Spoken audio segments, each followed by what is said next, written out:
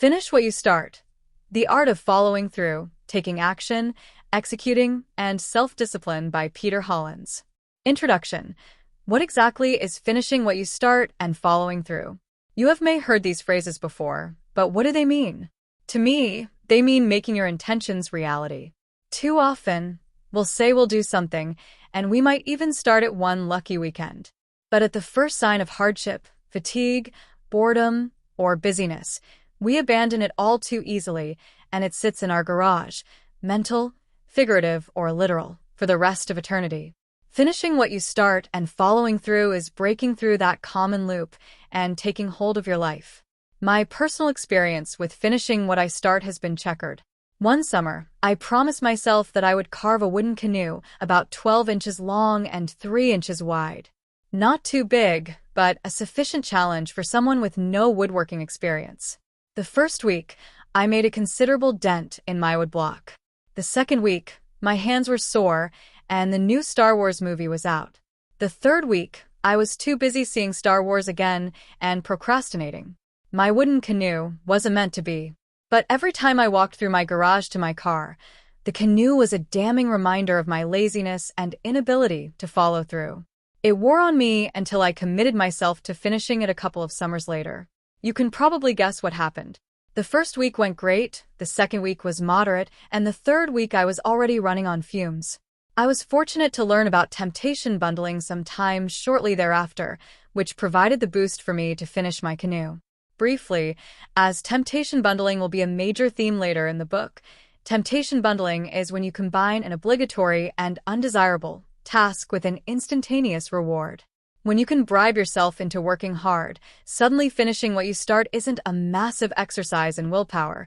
It's the pursuit of something pleasurable, if only by association.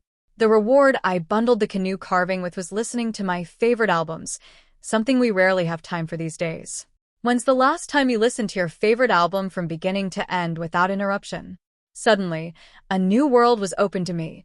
If I could make any unpleasant task just pleasant enough by pairing it with something I enjoyed, I could plow my way through just about anything. It was a small realization like this that led me to study the science of following through and executing, despite the human brain's instinctual resistance to doing so.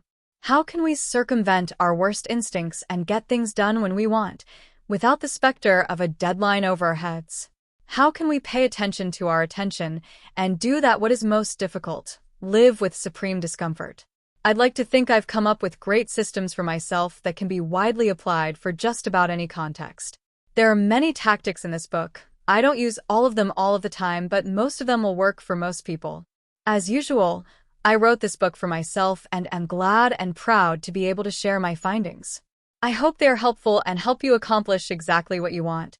At least, I hope they force you to listen to your favorite albums from time to time. A win in itself. Chapter 1. Stop thinking, just execute. Esther has thought about it a million times. Stuck in a dead-end desk job for the last 6 years, she has fantasized about not having to deal with the monotony of paperwork, not having to report to a demanding boss, and not having to leave her 2-year-old son at the daycare center every day. And exactly how were such fantasies supposed to be realized when she had to earn a living to make ends meet for her family? She had the answer. She figured she'd start her own baking business right at home. It was all just a fantasy, a thought she'd conjure to get her through difficult days at work. But one day, something felt different. For some reason, she finally decided she's going for it. After all, baking was her one true passion. For years, she'd been baking cakes and cookies for her friends, who all said she should think of turning it into a business. So maybe it wasn't such a bad idea, right? So began Esther's quest to open her baking business. She didn't quit her job just yet but filed for a 2-week vacation, leave to start testing the waters. First, she thought research. She figured that she needed to get this business thing all figured out in her head first before she took any further step forward. The more prepared and planned she was, the better.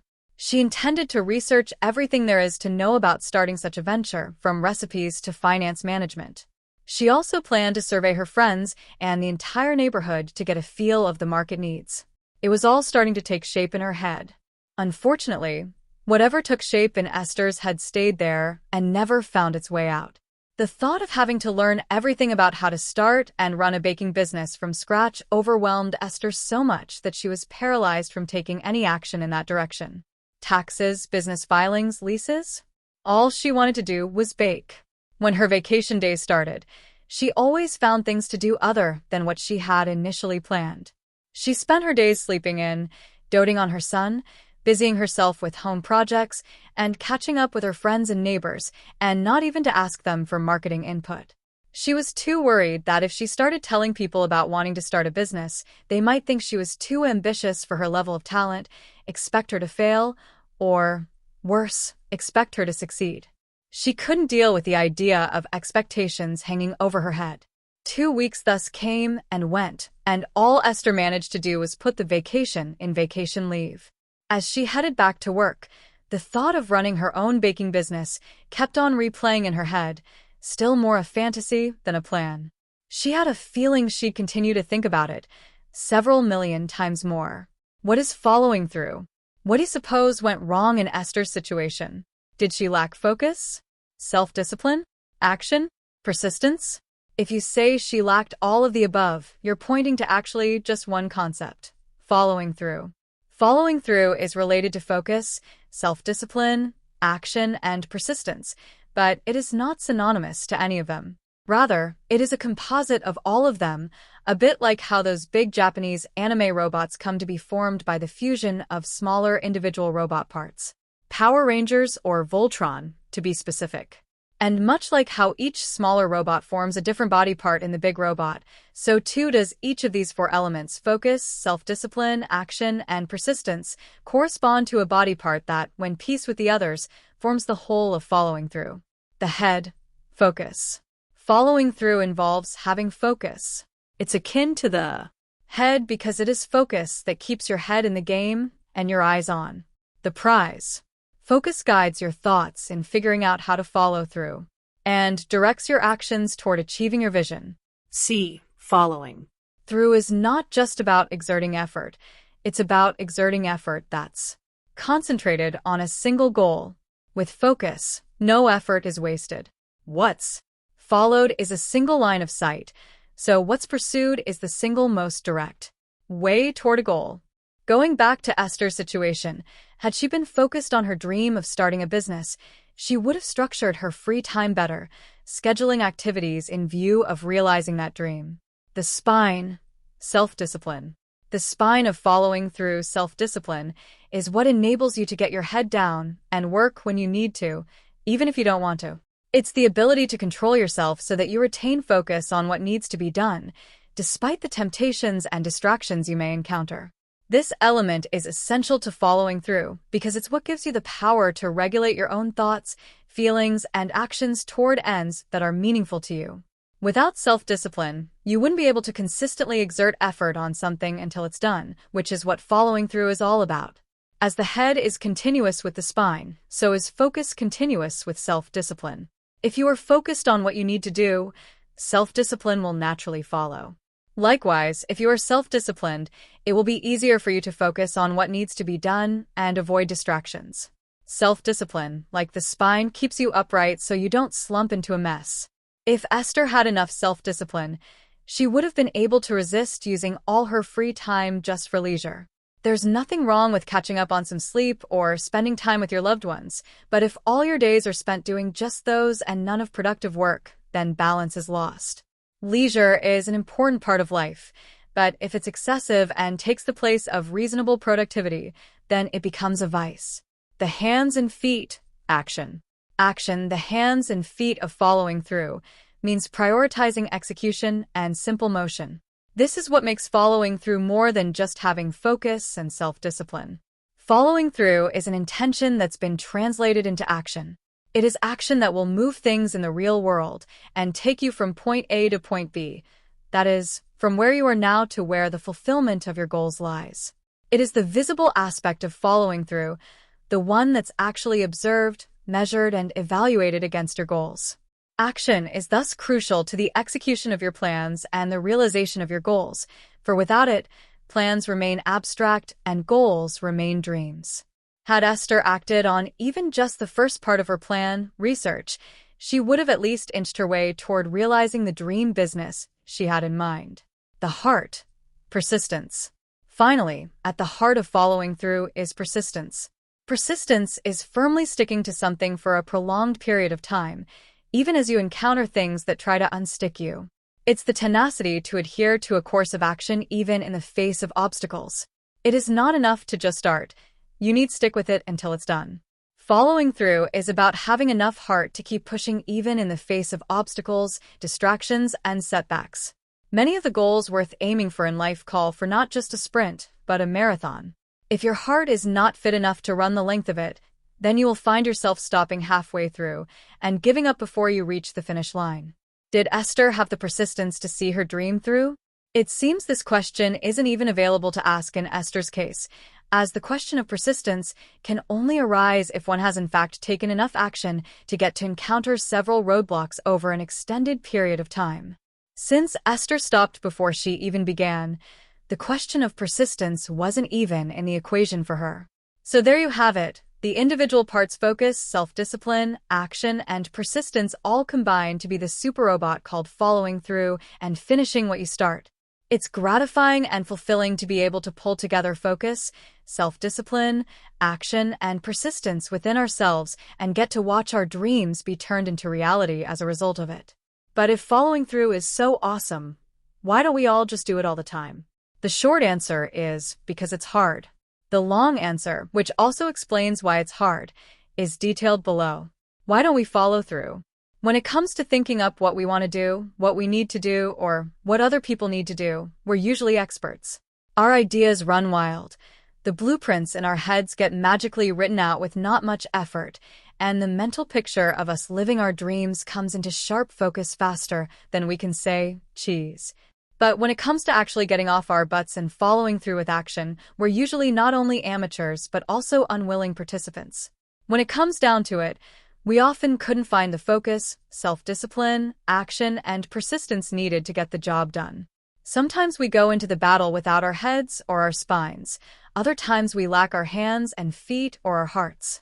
We think we could just call on these parts to get together when we need them to, but we arrive at the battleground only to discover that it's never as easy as we thought it would be.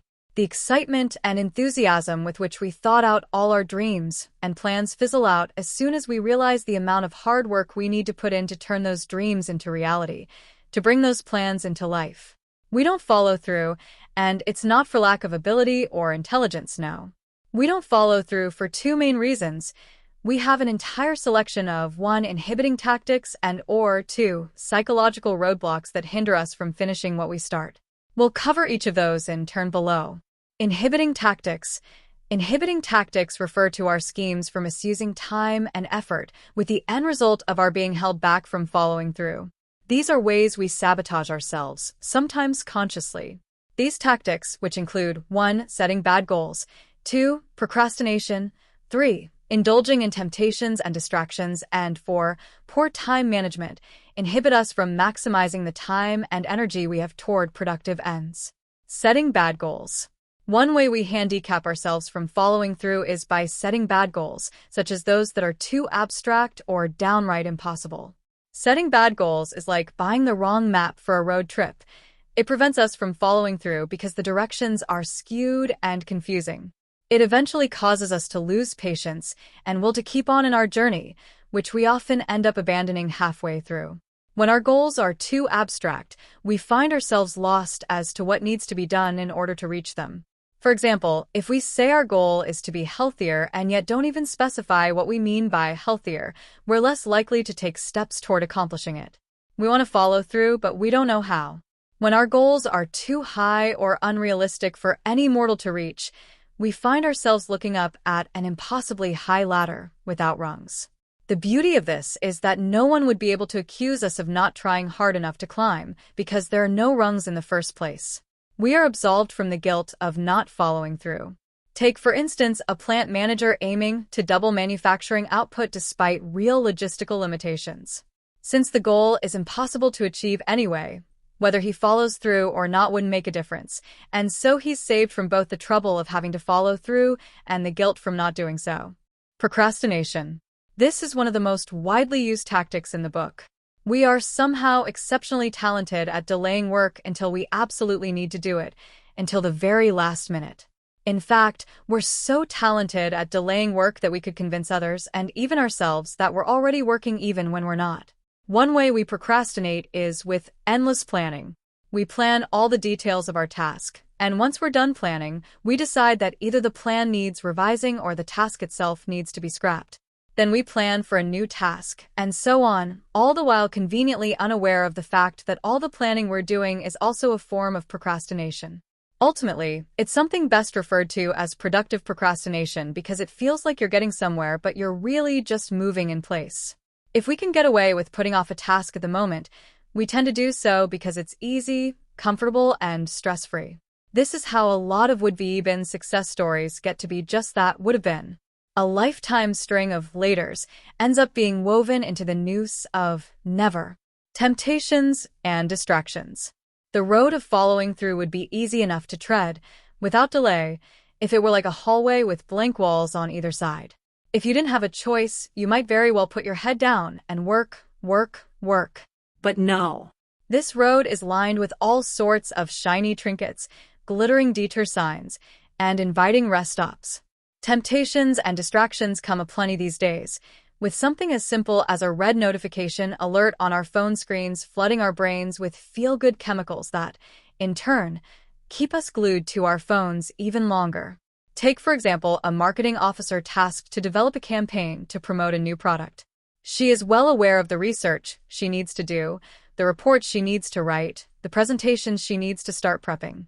But instead of following through and retaining focus so she gets things done faster, her hours are riddled by Snapchat conversations, YouTube binges, and endless Instagram scrolls. Eventually, the research may get done, the reports may get written, and the presentations may be prepped, but such are not likely to reflect her true potential. But of course, we cannot rid the world of temptations and distractions. After all, they're not the main problem. The main problem is that we lack the know-how to properly deal with them. While they may come aplenty on either side of the road, there are two ways we can still manage the situation through 1. Strategic avoidance and 2. Healthy, moderate use. First, we may implement strategies to avoid temptations and distractions.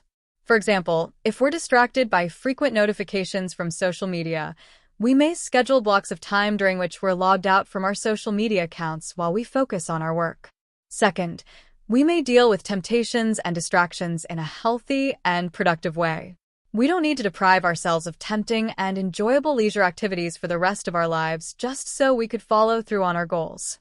In fact, we're not supposed to. Giving ourselves a well-deserved break by indulging in activities we find enjoyable would help recharge us so we could function better. The key is in having the discipline enough to indulge on those activities in a healthy way. For instance, we may periodically reward ourselves with a 10-minute break, during which we log back in and check on our social media accounts after we accomplish a set amount of work. Poor time management. So much to do, and not enough time to do it. How many times have you heard these words spoken by a colleague, a family member, or the person looking back at you in the mirror? And how many times could you see that it's not time they lacked, but the ability to use their time productively? We all have the same amount of time in the day. Time management is the practice of using time in a way that maximizes productivity and efficiency. Good time management involves not only the ability to schedule tasks, but also the insight and good judgment to recognize which tasks are best done when. Moreover, it requires having the self-discipline to do tasks as initially planned and the focus to organize resources accordingly. With good time management, a schedule is cleverly organized and then promptly followed, so tasks get done as planned. On the other hand, bad time management involves a lack of planning, organization, focus, and self-discipline. We forget, overlook, or miscalculate tasks in terms of how much time they'd require for completion, leading to a domino effect that messes up the rest of our plans. We fail to foresee and provide for the resources we need for the activities we've planned, leading to delays and cancellations. We fail to prioritize our activities, instead choosing to spend our time doing non-essential tasks, leading to unsuccessful endeavors, plus maybe a scolding glare from our boss. Life in the 21st century is challenging our ability to maintain work-life balance like no other time before. With technology allowing more work hours as well as more entertainment options than ever, we no longer seem to find 24 hours enough to fit in everything we need and want to do in a day. With such demands and lifestyles, poor time management has become the norm, and good time management is a superpower only the enlightened have seemed to master. And if we can't even manage our time when it comes to our day-to-day tasks, how could we expect to find time to follow through on our bigger life plans? Psychological roadblocks. Psychological roadblocks refer to the internal, often unconscious mechanisms in our psyches that act as barriers to following through. Among these mechanisms are 1. Laziness and lack of discipline, 2. Fear of judgment, rejection, and failure, 3. Perfectionism out of insecurity, and 4. Lack of self-awareness. These psychological roadblocks operate internally to inhibit external action, thus preventing us from following through. Laziness and lack of discipline. The reason we don't follow through can sometimes be as simple as being too lazy and lacking the discipline to do so. Our laziness hinders us from getting off the couch and working on the important tasks that will get us closer to our goals. Our lack of discipline sees us squandering our time to distractions and temptations. We may get our calendars planned out, our to-do lists ready, and everything else we need prepared, but somehow we lack the willpower and discipline within us to just start, just do, and just keep pushing. We see the sacrifice, however small, we would have to make, and we decide that it's not worth it. Willpower is the energy that activates our bodies, while discipline is the focus that directs that energy so that we're constantly moving toward our goals. If we don't find a way to turn our willpower and discipline on, our bodies would simply continue to be in their inactive state, never following through. Fear of judgment, rejection, and failure. Imagine Laura, a volunteer for a local organization helping provide education for less fortunate children. She has an idea for a fundraising campaign that will bring in more sponsors. She plans what she needs to do and researches who she needs to talk to in order to make things happen. But before she even makes the first call to get the ball rolling, her breath catches. She hesitates and thinks, what if I organize this campaign but nobody signs up for it? What if our community leaders back my idea but it winds up being a flop? What if we'd end up spending more money than we actually gain? So she drops the idea entirely and immediately starts breathing easier. What stopped Laura from following through was her fear of judgment, rejection, and failure. To her, not following through was an act of self-preservation, a way to save herself from the pain of failure. Since she never asked for anything, she never got rejected. Since she never went after a goal, no one could say she failed at it. Fear of judgment, rejection, and failure thus paralyzes us from following through. We think that by abstaining from action, we cancel out the possibility of producing any output that might be subject to evaluation or judgment. And if we can't be evaluated or judged, we also can't be rejected. If we don't try to go for things, especially things that challenge us, then we can't fail. However, these are ruinous distortions in reasoning. By not acting and not following through, we have already judged and rejected ourselves even before we've started. We have already failed the moment we decided not to try. Perfectionism out of insecurity. Paul has been planning to apply for promotion for several years now. He has been putting in the effort to upgrade his professional knowledge and skills, attending seminars, taking certification exams, and enrolling in postgraduate classes. He wants his resume to be perfect so that when he does apply for promotion, he can be sure he'll get it. For Paul, it was either perfection or nothing. Several more years passed, and he still never applied for a higher position. His credentials didn't feel good enough to him, and it never did. His perfectionism, born out of his fear and insecurity that he wasn't good enough, was what prevented Paul from following through. Instead of taking action that will move him forward, he focused his energy on overplanning and striving for perfection, ultimately leading to stagnation. To the outside world, it may have seemed that Paul was a busy bee working toward his goals, but in reality, he was internally inhibited by his perfectionism from truly following through. Lack of self-awareness. Finally, lack of self-awareness could also be a psychological barrier against following through. Because we're so often afraid of making mistakes and venturing past our comfort zones, we never get to learn the fullest extent of what we can do. Thus, many of our interests, passions, and talents remain hidden to us forever.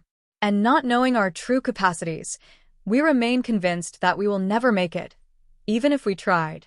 So we don't follow through on our plans and, in so doing, trap ourselves in a lifetime of stagnation. What's more, we don't even realize we've fallen into the trap of stagnation because we also lack the self-awareness that we're not following through. We continue living our busy lives, content with the idea that we can't possibly be working harder than we already are. But if we strip our lives with the little bits and bobs we busy ourselves with and take a long, hard look at the big picture, we then realize that we've been avoiding following through on things that really matter. So there you have it, the list of reasons why we don't follow through. We start with excitement and enthusiasm, but end up with excuses and explanations. We start with anticipation, but end up with alibis. And all too often, we don't bother looking past what's in front of us because what's in front of us is easy and convenient. A part of us doesn't want to know what's possible beyond that because we're afraid to want it and to have to do the hard work that will get us there. But take courage for a moment, and for the sake of your personal growth and happiness, consider how your life would be different if you made following through a habit. What if we do follow through? Following through is the more difficult path, but the benefits it can yield make the journey worth the struggle. If you develop the habit of following through, you'll be able to increase your productivity, maximize every opportunity, and realize your fullest potentials. Your academic and career goals will be real guideposts in your life instead of just being pipe dreams and ending up as frustrations. Being a person who follows through will also improve your relationships. You'll find that as you consistently keep your promises, you'll gain and retain the trust of your supervisors, your colleagues, and your staff. More importantly, you'll be building better relationships with your spouse, your children, and your friends. They know they can trust your word because they've seen you act on your plans and deliver on your promises. What's more, following through will help you build a better relationship with yourself. Following through forces you to be in touch with your own wants, needs, capacities, and fears more intimately, so you get to take charge of your own life instead of being just a slave to your unconscious fears and society's pressures on you. In summary, following through is the powerful combination of focus, self-discipline, action, and persistence. It's the force that drives you toward higher professional achievements, better relationships, and greater personal satisfaction. However, both tactics-based and psychologically-based roadblocks can often hinder you from consistently following through on your dreams and goals. You may have the passion and motivation to do something at first, but the fire within you is likely to die down somewhere along the way. To reignite it, you must first understand what's holding you back, then equip yourself with the right tactics and psychological tools to help you follow through on the things you start.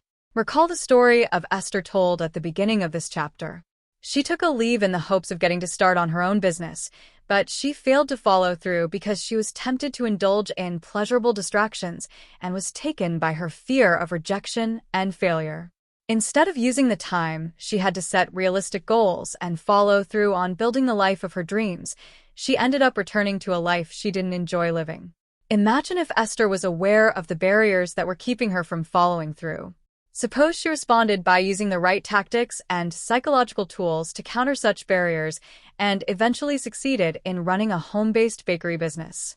Every day, she'd be waking up excited to get to work with something she's passionate about. She'd get to spend every day near her son and watch him grow. She'd be living the life she had only dreamed of. Take a moment to consider the story of your own life. Are you following through on what you really want in your life? Or are you constantly falling victim to the tactics and psychological barriers that hinder you from doing so? If you answered the latter, then read on. The following pages will equip you with the tools you need and show you the way toward developing in yourself the all-important power of following through. Takeaways. 1. The art of following through is something that allows you to create the life that you actually want instead of settling for the life you currently have. 2. It can be said to be composed of 4 parts: focus, self-discipline, action, and persistence, all equally important. 3. However, it's not just as easy as knowing you have to do it. and thus doing it.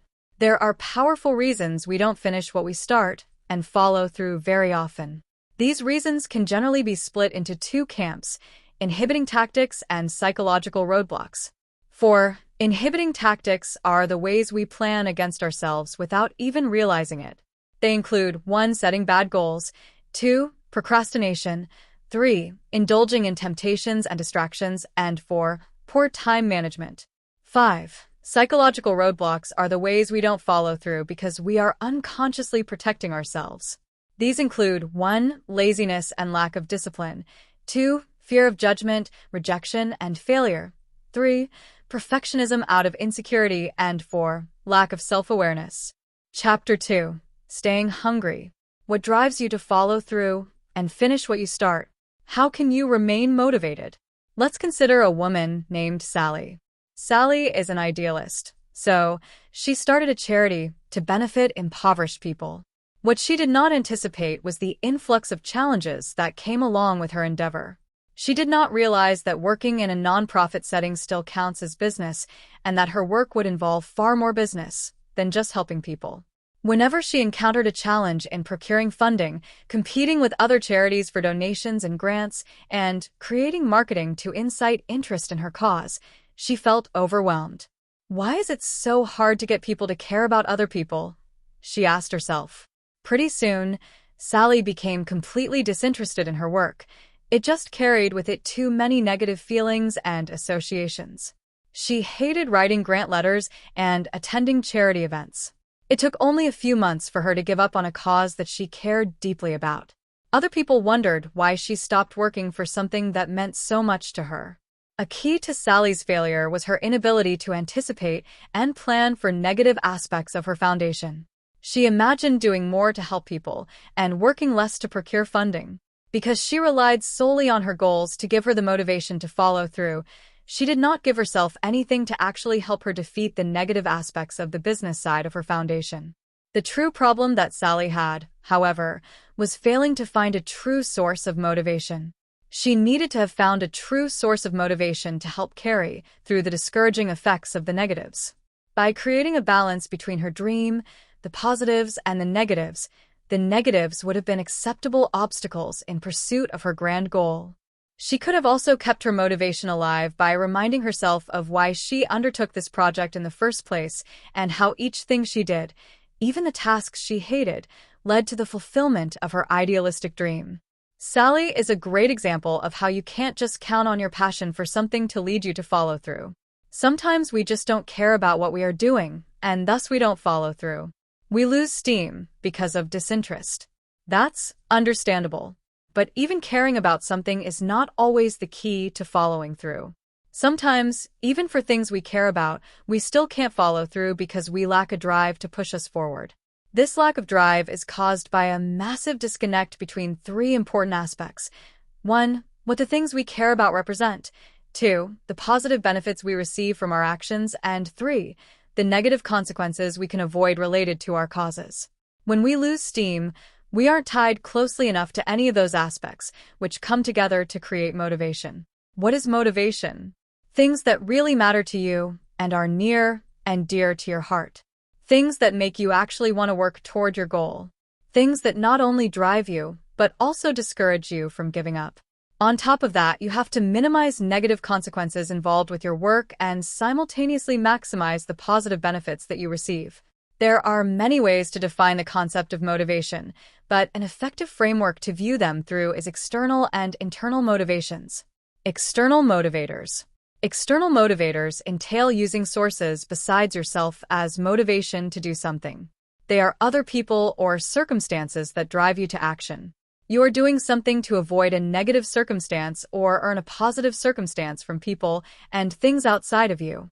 More typically, external motivators are about avoiding negative consequences.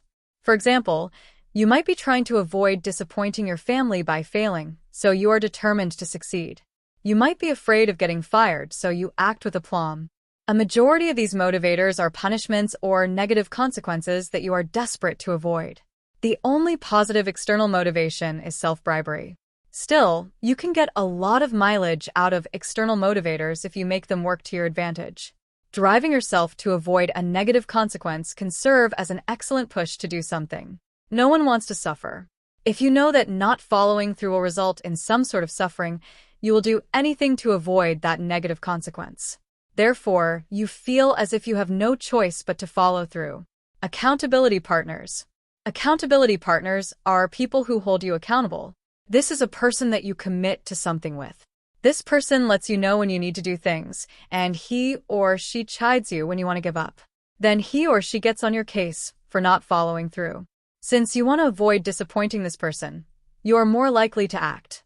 You rely on this person to give you the external motivation to avoid shame, so you become accountable for your actions and your goal to avoid his or her negative feedback. You may also become accountable in order to avoid letting this person down, as he or she counts on you to complete the goal with him or her. Accountability group. An accountability group can be more effective than a single partner. By having multiple people holding you accountable, you face the possibility of exponential shame. The shame and disappointment of multiple people building on top of each other is a horrible feeling that you will want to avoid.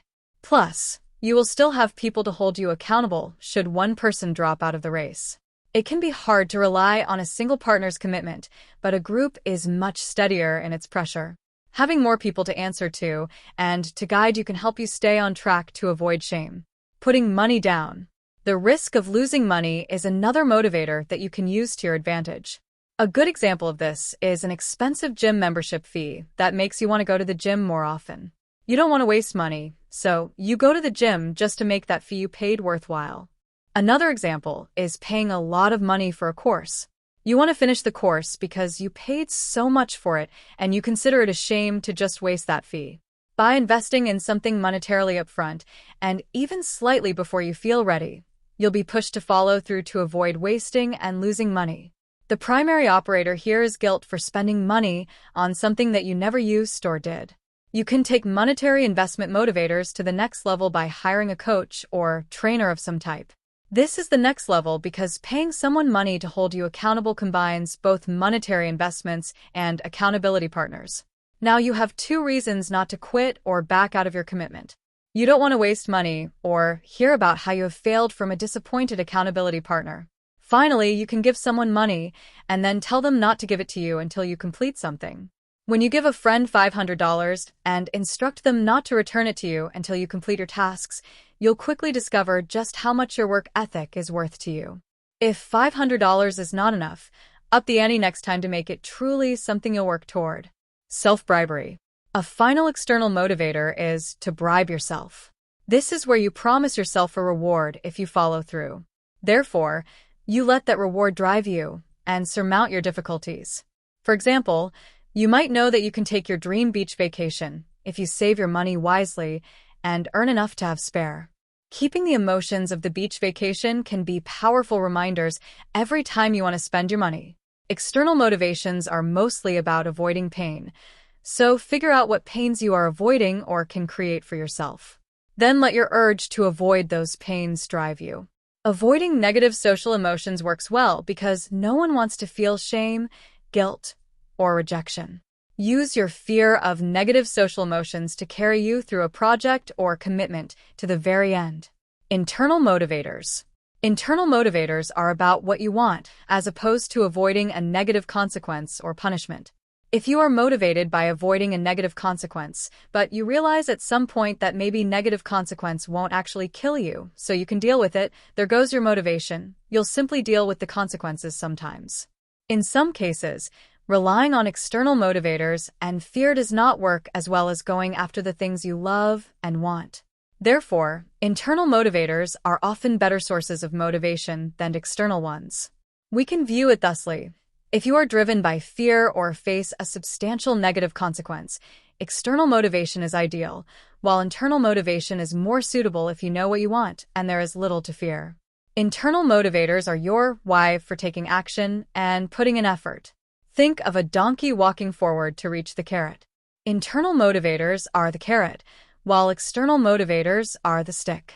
External motivators drive you forward out of fear of something unpleasant, while internal motivators make you feel that reaching your goal is going to give you a big reward and lots of pleasant benefits. The more internal motivations you can articulate, the more motivated you will be to follow through and finish.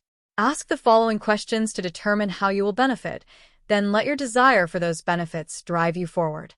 Internal motivations tend to be more uniform because they speak to people's universal desires and needs. What are you getting out of this? Maybe you are getting money or a sense of happiness and fulfillment in life. You are getting closer to a goal, which can mean a lot in terms of benefits. How will your life change or benefit? You may be able to get a better home or a nicer car if you earn more money. Or you may be able to recover from depression and ultimate sadness by attaining a higher sense of fulfillment. How will your family benefit? Your family means a lot to you, so let them motivate you. Imagine the smiles on their faces as you give them a better life and make them proud. Imagine getting your kids better school clothes, living in a safer neighborhood, and being able to afford private school and college. What impact will you have on others? Perhaps you will become a role model for some people, which in turn will make you feel important and good about yourself. Perhaps you can donate to charity or gift needy people with clothes and shoes come winter. Perhaps you can donate money to erect new structures in your community that will be named after you. What positive emotions will you get? Consider the happiness, pride, and self-esteem you will reap from your goal's ultimate completion. After all, this may be the root of all philanthropic efforts. How will your actions lead to your long-term and short-term goals? Are you accomplishing steps toward your goals? Think of the things you must do to finish a novel, for example, such as research and actual word count. Then think of the steps you take each day toward those goals. Using internal motivators in your daily life can really help you follow through with every task you have to complete. Even when the going gets tough and you contemplate giving up, finishing what you start is way easier when you are focused on how your world will benefit. So, whenever you have to do something that you hate, think of how it will bring you closer to your goals. Or, whenever you find yourself bored or tired while working on your goals, consider how great you will feel when you finish. Every day, review your goals and why you want to complete them. Then let that fill you with motivation to drive you forward toward project completion. Answer the above questions and consider writing them down somewhere. Review the answers periodically to remind yourself why you want to change or improve your status quo. Understand opportunity cost. Following through and finishing what you start will always call for sacrifice. You have to spend money, expend effort, and give up time that you could use for doing things you love in order to commit to things you have to complete. Since by definition no one likes sacrifice, sometimes the looming shadow of a sacrifice will overshadow your goals, unless you create motivators powerful enough to overpower your sense of sacrifice and make each sacrifice seem worthwhile. Everything in life is an opportunity cost, which means that everything you do will call for something from you. Every act takes away time or effort that could be committed to something else. Learning to play the guitar means solitary hours of drilling scales, chords, and dealing with painful calluses on your fingers. Going to college entails getting up early and heading to a boring lecture and spending hours doing homework. Are you ready to make the trade-off? If the opportunity cost is too expensive for you to want to pay it, then you will not follow through. Therefore, you must find a motivator that drives you to accept the opportunity cost. If you don't feel motivated enough to pay that cost, then you are guaranteed to lose steam and give up. Therefore, there are two ways to solve this problem. The first is that your motivation must be even stronger and more salient in order to make you ignore these opportunity costs and the things you are missing out on. The motivation must mean more to you than the things you sacrifice to make you feel that this is all worth it.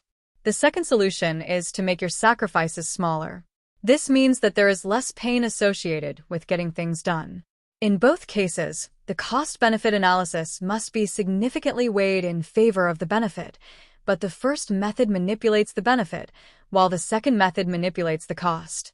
An example of this is give up your weekly Friday night out with friends to go to a late-night history class. This class is essential to getting the degree you need to break into your dream career. But you sure do love your night out with friends. To use the first solution, your desire to get into this career and better your life and feel proud of yourself must outweigh how much you love Friday nights out. You must keep in mind that your life will drastically change for the better if you can resist a few Friday nights. Otherwise, you will find the conflict too great to overcome and you will quit the class in favor of your friends. Let's apply the second solution for the same results. Instead of just giving up on your Friday night out, schedule a different night, or drum up the energy to go out after class and spend just a little less time with your friends every Friday night. You're turning a full sacrifice into a compromised sacrifice.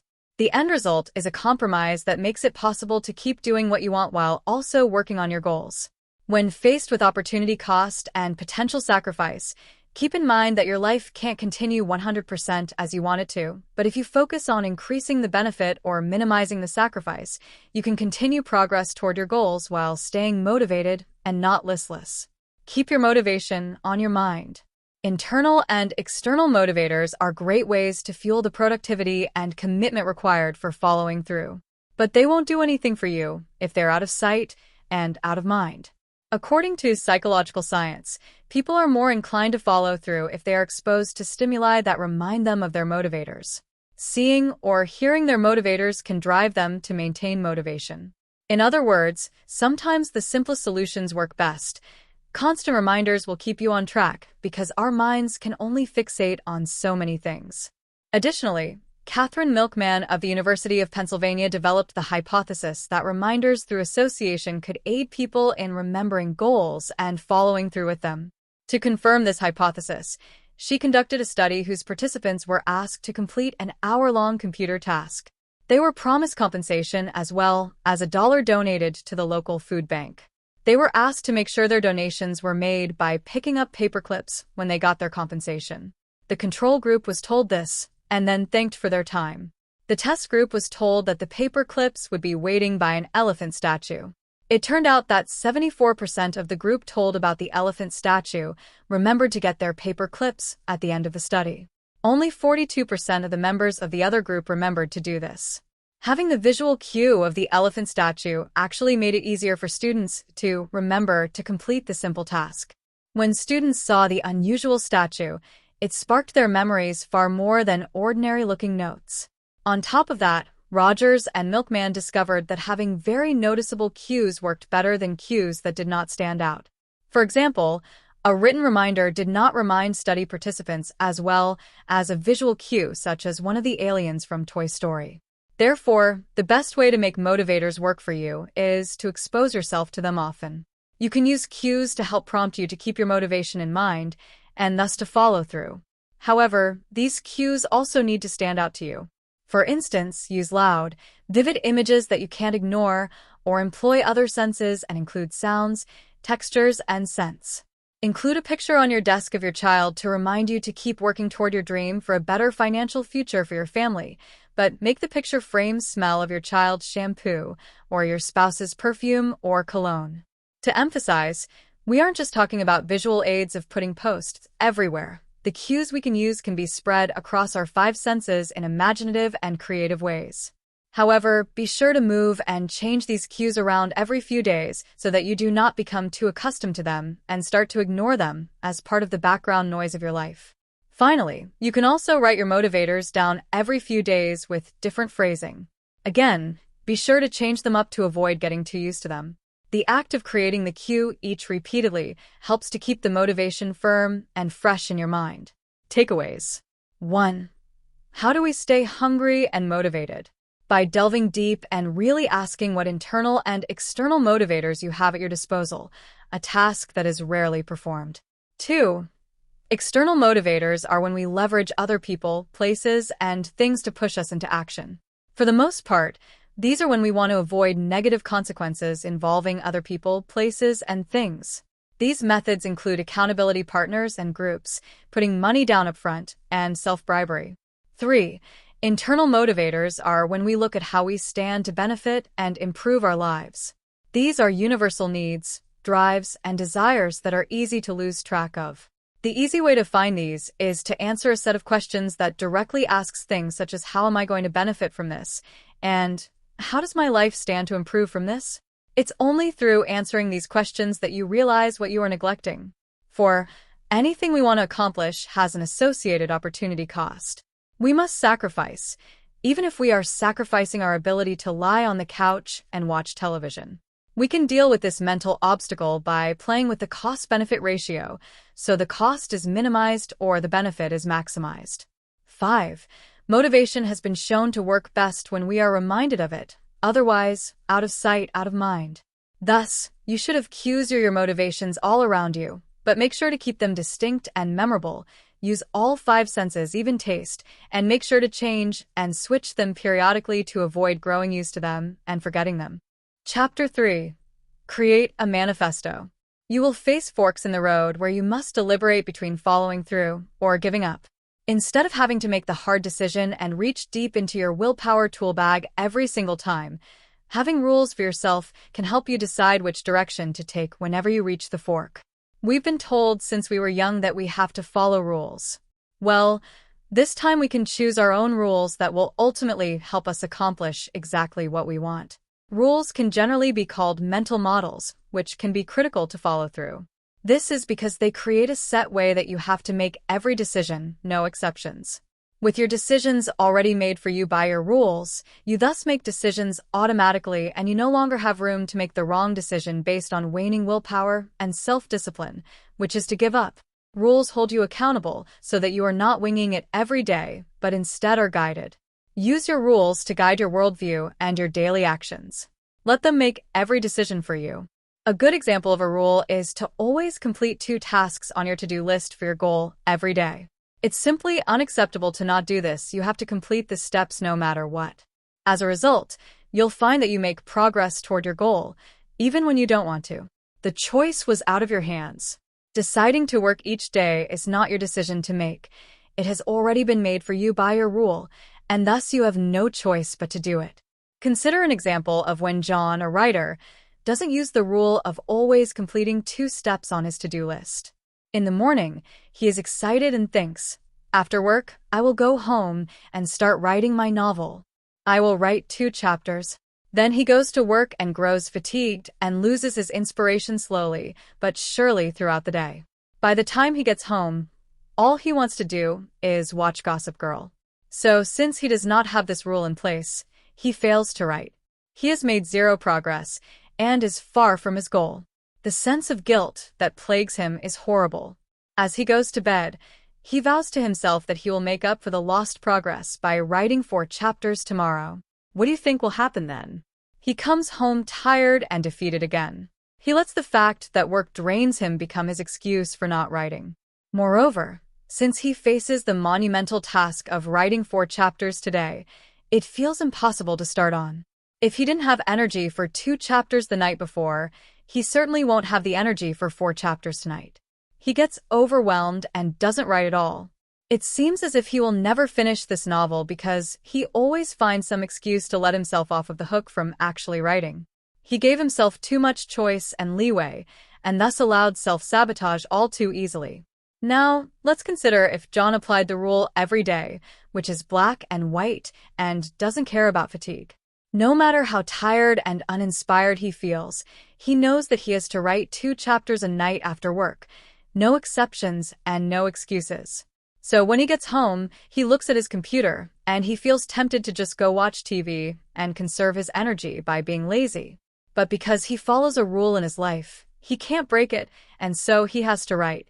In fact, he plans for it all day because he knows it's coming. He sits down and tackles the 2 chapters and goes to bed exhausted but contented and proud of himself. He has made significant progress on his novel. Pretty soon, he is done with his novel, and the feeling of accomplishment is worth the energy he had to spend on the novel when he was drained after work. Rules help you follow through because they limit your vision. When you are robbed of your decision-making power, the same power that leads you to fiddle with social media when important tasks need to be done, then your hands are tied, and following through is the only choice you have. This chapter is about creating a set of rules, collectively a manifesto, for you to follow every time you come across a fork in the road.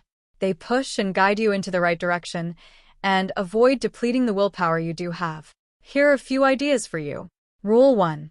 Evaluate yourself. Rule 1 is to ask yourself, if not for laziness or fear, would I be giving up? This makes it very clear to yourself that you are not acting out of a lack of ability or talent, but rather you are just taking the easy way out. Is that what you want to admit to yourself?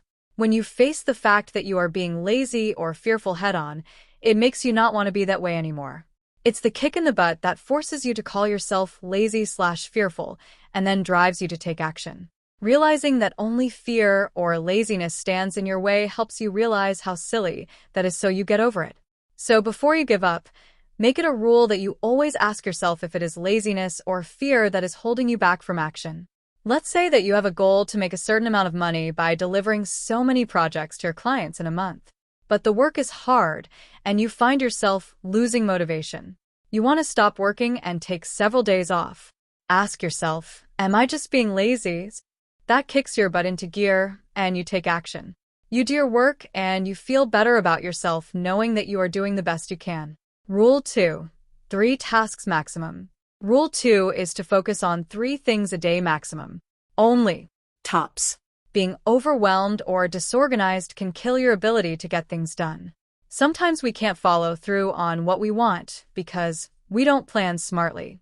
We give ourselves too much to do, and we become overwhelmed.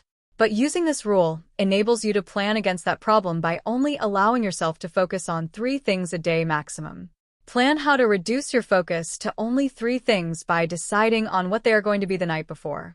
Prepare to focus only on those things so that you can plan logically and not react emotionally. One setback you'll face when you attempt to limit yourself to 3 main tasks a day is differentiation. Specifically, you will need to learn to differentiate between important things and urgent things. Important things must be done and should make it to your top 3, while urgent things are not necessary. Urgent things will seem important and will cause you stress, but they may not actually be important or take priority. An urgent thing might be making time for a harried client who is rushing you. Meanwhile, getting a project to a client before the deadline is an example of an important task. Everything on your agenda will appear important and urgent, so you must determine which is which and plan accordingly. Similarly, differentiate between useless motion that looks busy but gets nothing done and actual action, which is movement toward what you want. Useless motion is shifting papers around your desk, while actual action is using those papers to get work done and make progress on a project. Make what really matters the priority. How might you use this rule is to set an agenda for yourself. Suppose you have 5 tasks to do for your business. 2 of the tasks are not really important and only appear to be since they are urgent, so you decide to focus on them later. You pick 3 tasks to focus on, and you evaluate which one is most important so that you can focus on that first. The night before, look at those 3 items on your to-do list and determine what steps you will take in actual action to complete those items, starting with the most important one.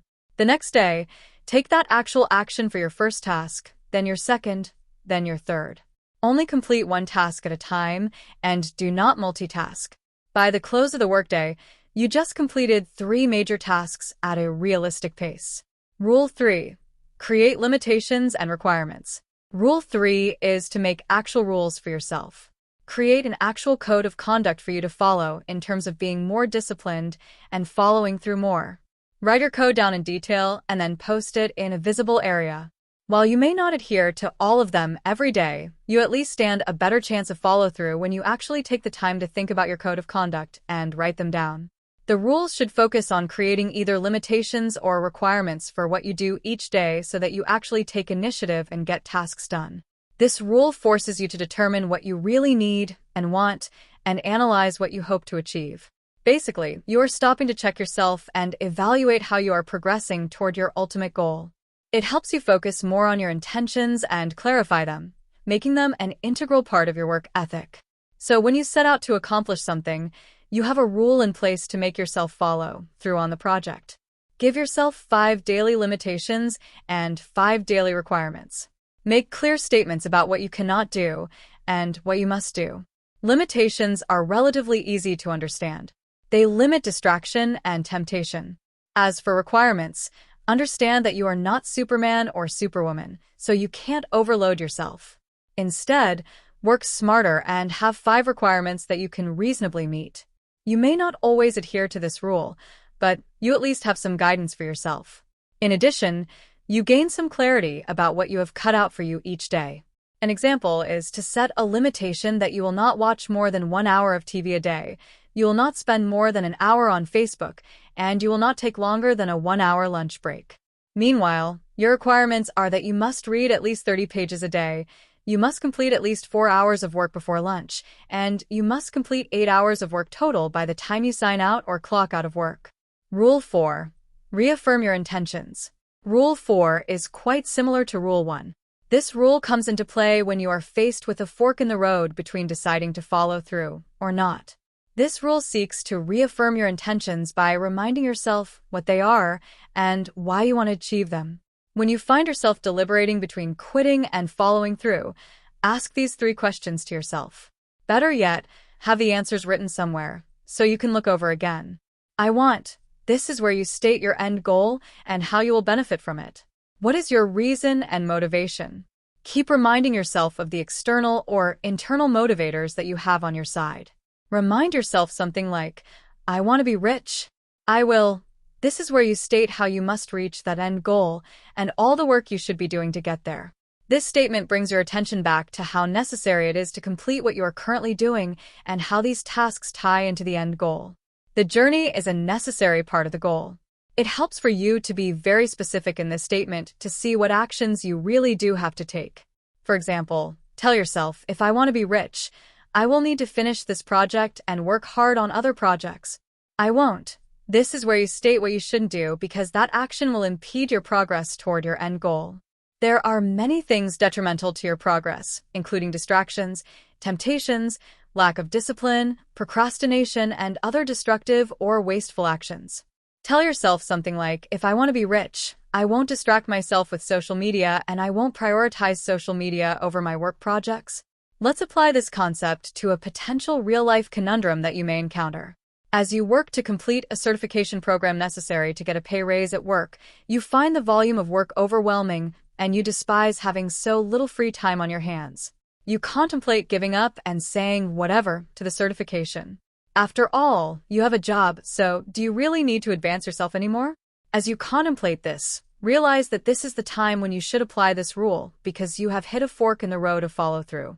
You choose to implement the rule and you state 3 things to yourself. I want to make more money at work and be able to afford a nicer home for myself and a future family. If I want to have more money and move into a better place, I will finish this certification program in order to get a raise at work.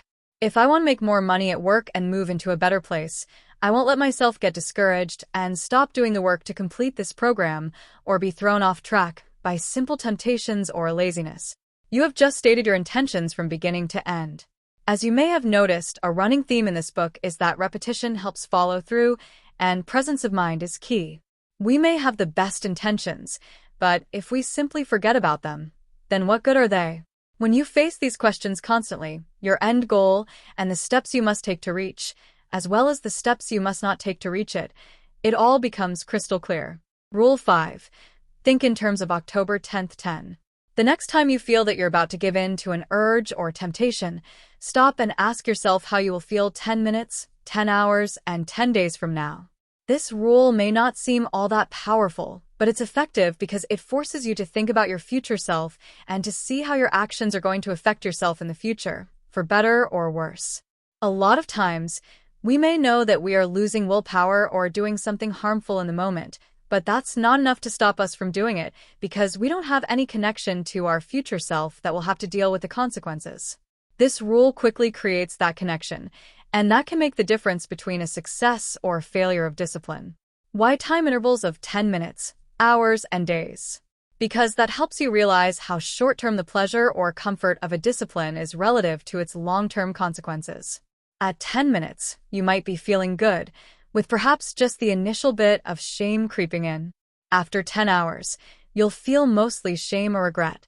10 days later, you might be consumed by regret, having realized some of the negative consequences that your decision or action has had on your pursuit of your long-term goals. On the other hand, you might apply this rule and realize that a lapse in following through now won't make a difference 10 days into the future. If that's the case, then you can indulge a bit without guilt or shame. For example, imagine that you apply this rule when deciding whether or not to skip a workout to go to dinner with coworkers.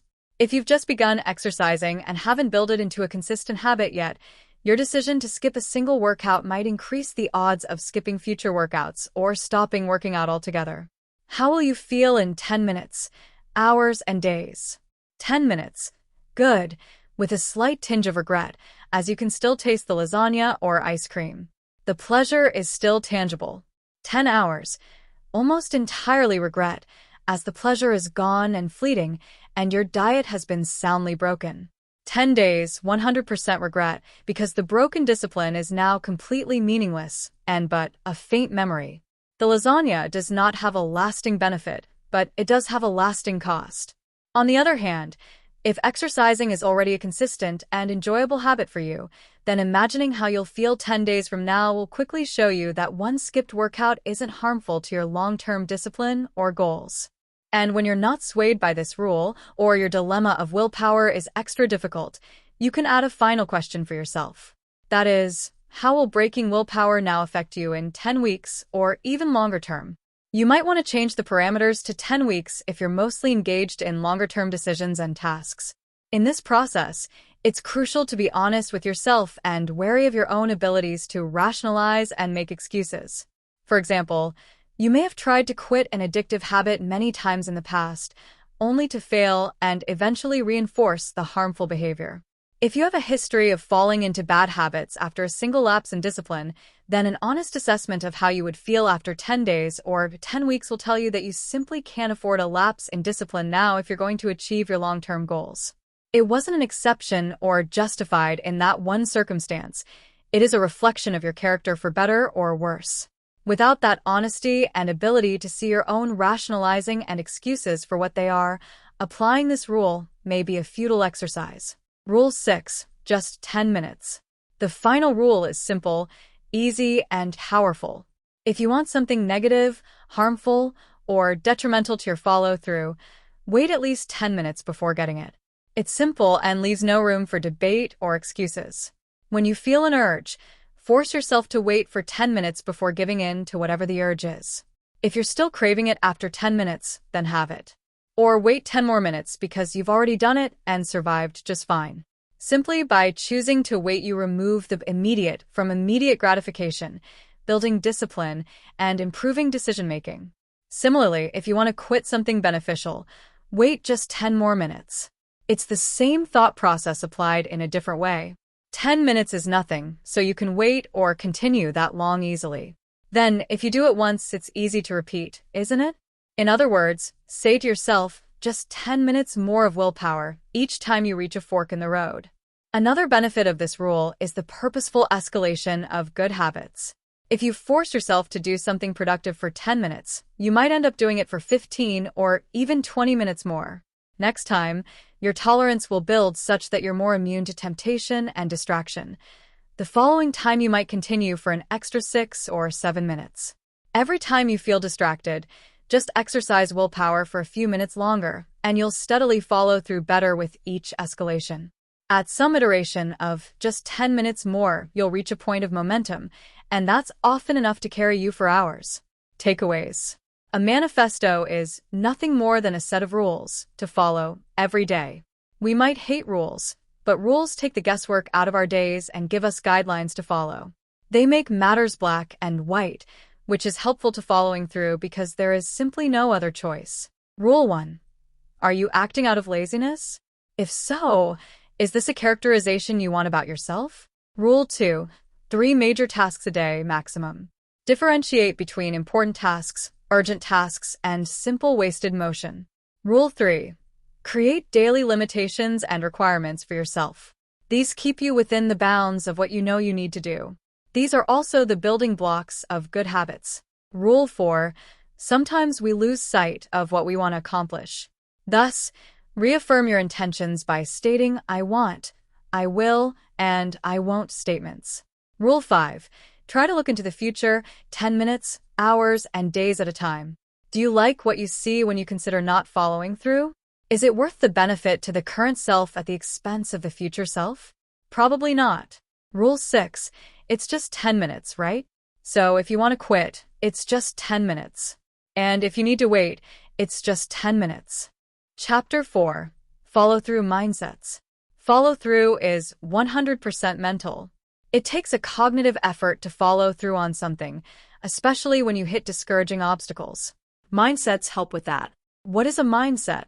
A mindset is a set way of visualizing and approaching situations and problems.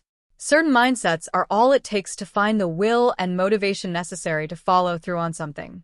Gerald is an example of someone with a mindset that impeded with his progress. Gerald had many aspirations to create his own business. He was determined in spirit and relished the idea of one day being a well-known and rich entrepreneur like Steve Jobs. While he knew that success is not just something easy that anyone can grab, he did not realize how sometimes success calls for uncomfortable situations. When he actually endeavored to start his own business, he ran into a lot of situations that caused him fear. For example, he had to make a monetary investment, and it terrified him to think that he may lose his money and never get it back. This fear made Gerald uncomfortable. Another thing he hated was having to conserve his money and cut expenses and luxuries he didn't need to devote more money to his startup. Living without the luxuries he was used to made him quite uncomfortable as well, so much so that he could not handle it. Instead of adapting to uncomfortable situations and embracing new things that made him feel scared, Gerald freaked out. He decided that the lifestyle of an entrepreneur was not worth it. He liked the idea but was not prepared for the reality. Finding out that starting up a new business was not all sunshine and rainbows made him give up on it. Instead of starting his dream company and having a shot at becoming the next Steve Jobs, Gerald settled back into the job that he hated simply because it was comfortable to him. He never amounted to much and never reached his dreams as a result. Gerald's mindset was negative, to say the least. He refused to deal with discomfort or make sacrifices that were mildly unpleasant for his dream career. He preferred what he knew over the unknown, even though what he knew did not satisfy him as much as his dream would have satisfied him. That mindset made him choose to approach the situation from the vantage point that it was all bad and not worth it. He focused on the negative and the discomfort, and he refused to work around it. Gerald may have succeeded at his goal had he held a different mindset. But his collection of poor and inflexible mental habits caused him to approach problems incorrectly, which left him with no hope for success. He let himself fail by approaching problems in the wrong way and eventually giving up. Had he decided to become comfortable with discomfort, he never would have given up just because the going got tough at one point.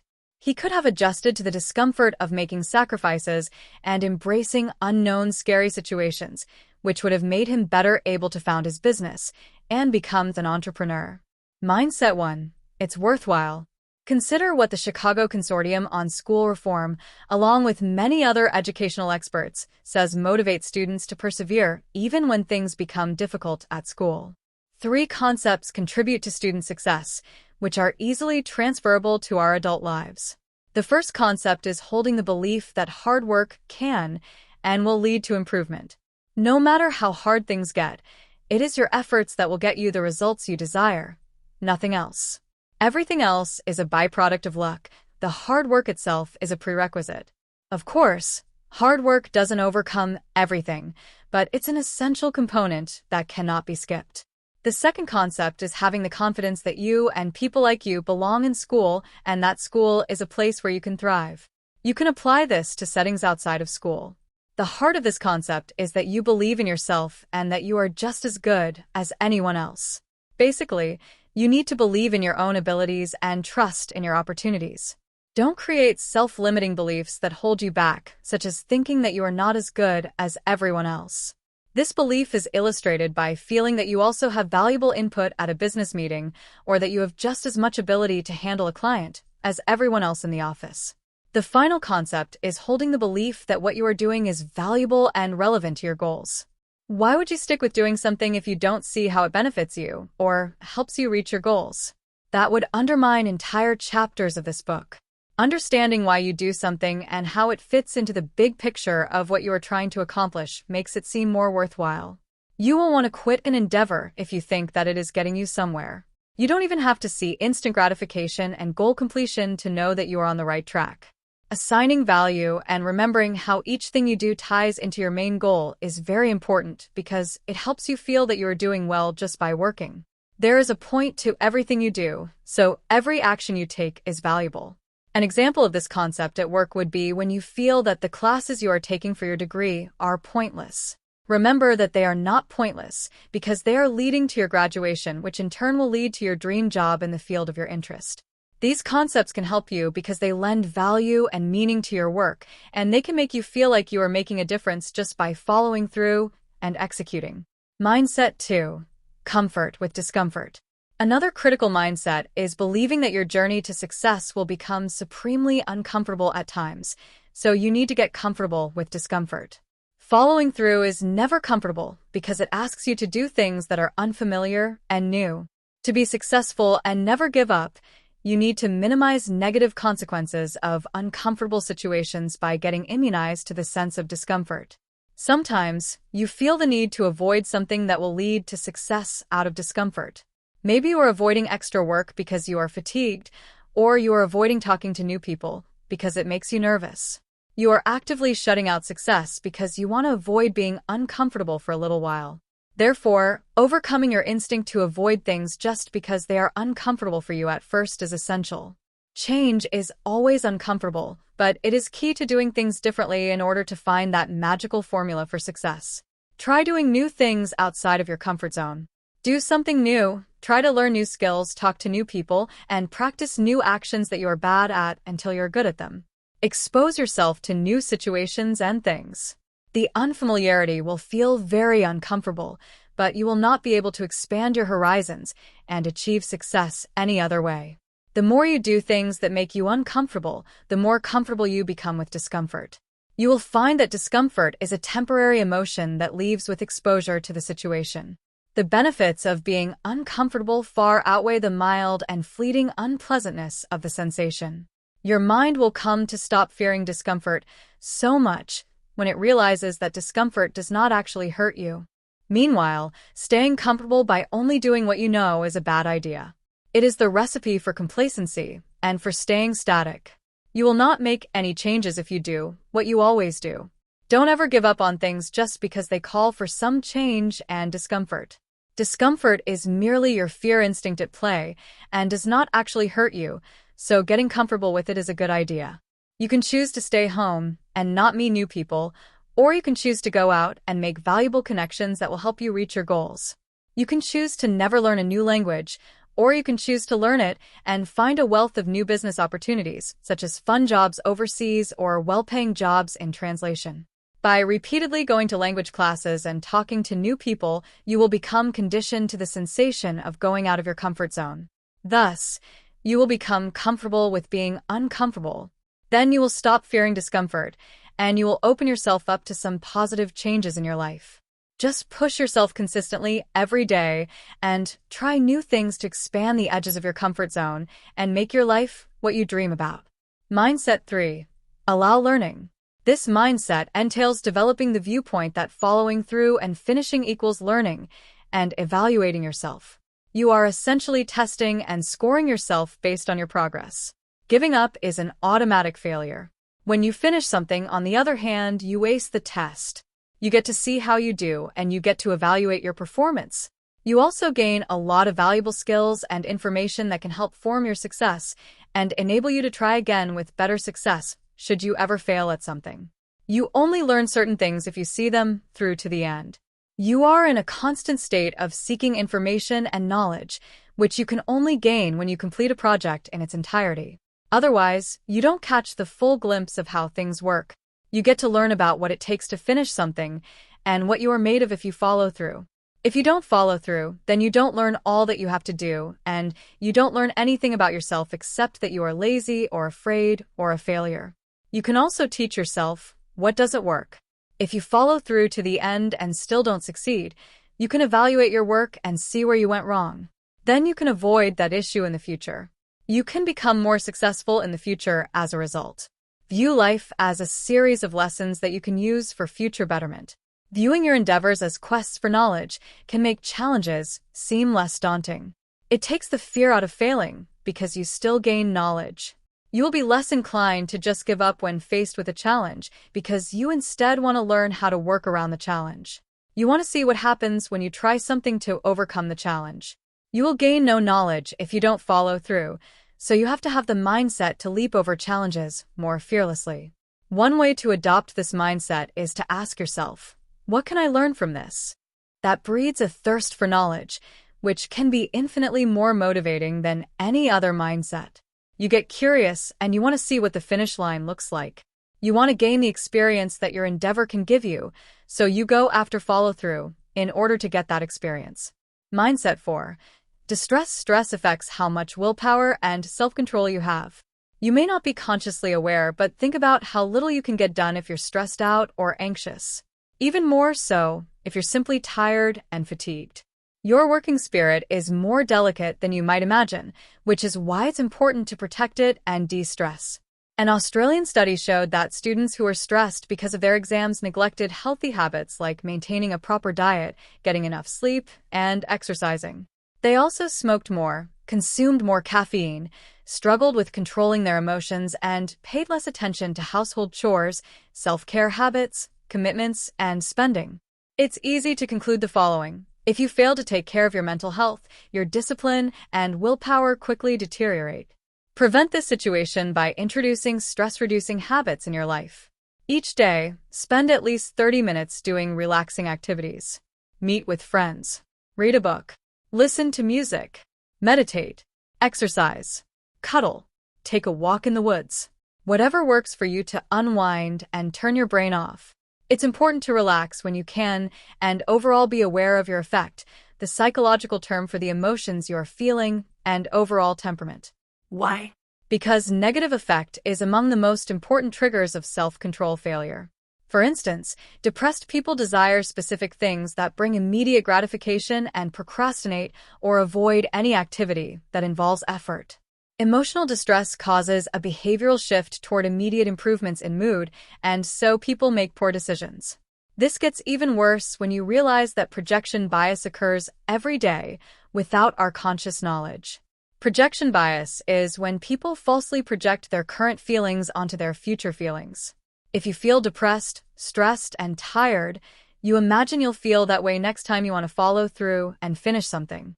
Of course, there's no correlation, but people routinely fail to see that there is no solid connection between these feelings. For example, people condemn junk food when they aren't hungry without realizing how much they want those delicious cookies once they're hungry. When you plan your diet, you're probably calm and in a mood to make drastic changes. You can also see projection bias as overenthusiasm that your current feelings are how you will feel about something forever. Point being? Don't underestimate the impact of stress on your ability to follow through. Takeaways. Following through is 100% mental, which means it's probably a good idea to talk about the mindsets you attempt to embody. Mindset 1. It's all worthwhile. If you feel that your hard work will get you somewhere, you belong and are as good as anyone else, and you feel impact toward your overall goals, execution is easier to stick with. Mindset 2. Become comfortable with discomfort. Everything you want to do will have elements of discomfort, unless you just want to watch television all day by yourself. Thus, becoming used to this feeling allows you to tackle what you want without fear. Mindset 3. Without following through, there is no learning. Only when you finish something can you evaluate yourself and correct your errors. Embody an information-gathering mindset. Mindset 4. The detrimental power of stress and anxiety can't be overstated. Even being in a poor mood is dangerous to your productivity and follow-through. Be aware and take proactive measures to modulate your stress levels. Chapter 5. The Science of Smashing Procrastination. Procrastination is a huge problem in following through. How can you approach it effectively? Madeline has a big project coming up soon. Her deadline is in a week. She knows that to meet this deadline, she has to complete 15 pages of code a day. But when it comes down to it, she just cannot work. So she puts it off, planning to write 30 the next day to make up for lost progress. Then she can't write 30 pages, so she puts it off, and now has to write 45.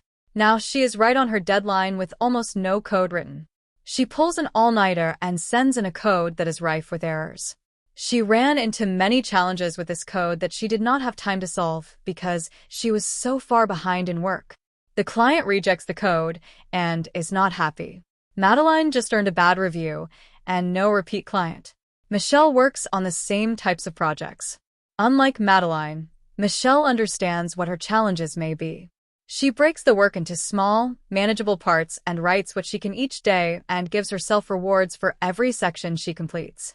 Usually, she is able to meet or exceed the 15 pages minimum quota that she has set for herself. At the end of the week, she compiles the code with no errors and sends it to her client.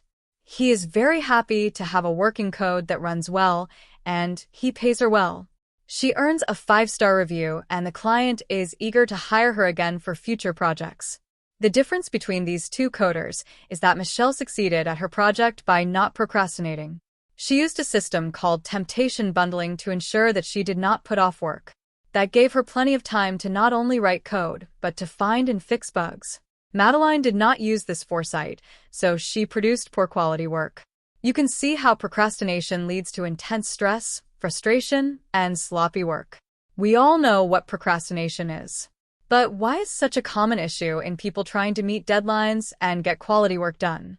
There are some answers regarding this covered by behavioral psychology. The main component in this self-defeating habit is called time inconsistency. This is where humans value immediate and instant gratification over long-term rewards. Imagine that you have two selves, a present self and a future self. In this instance, they are completely different people with different desires that do not overlap. When you make goals, you are making plans for your future self. It is easy to plan for what is best for your future self. You can see what you need in the future, and you want that, so you plan for it. Researchers have found that envisioning your ideal future reality is quite easy. However, only your present self can actually do anything. To make goals reality, your present self has to take action. Sadly, your present self wants rewards now. It does not want to wait to see the results in the future. So it wants to avoid having to do work for long-term goals, favoring instead tasks that reward you right now. For example, you want to get a big project done to make money, but you really need a nap. You're going to choose the nap over work because that's an immediate reward for your present self. Meanwhile, you are hurting your future self by napping instead of working. Your future self wants goals that pay out at some future date after work performed in the present. The present self wants rewards that pay out now, which in turn often hurt your chances to get your future self its long-term rewards. The best way to counteract time inconsistency is to move future long-term rewards into the present more effectively. That way, your present self sees the benefit and wants to stick to the long-term program. Waiting for a future reward is often not sufficient to motivate your present self because your present self does not want to wait. Temptation bundling. Temptation bundling is an excellent and efficient way to kill procrastination and increase productivity by combining present and future selves and their conflicting needs. This takes the above concept and introduces the means to reducing temptation to neglect your future self in the present moment. Conceived by behavioral Katie Milkman at the University of Pennsylvania, temptation bundling is a way to blend both future and present self needs by making future rewards more immediate. You give yourself instant gratification in the present while also achieving goals that benefit your future self in the long term. It's simpler than it sounds. Basically, you make a positive but difficult behavior or habit in the long term feel good at the present moment as well. Think eating Twinkies while working out while watching TV, or doing work while soaking your feet in a salt bath.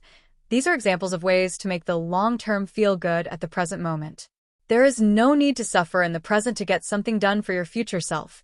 If you do suffer, then you will lose all motivation and procrastinate. So find ways to bundle your temptations with your long-term goals. In other words, pair your obligations with instantaneous rewards.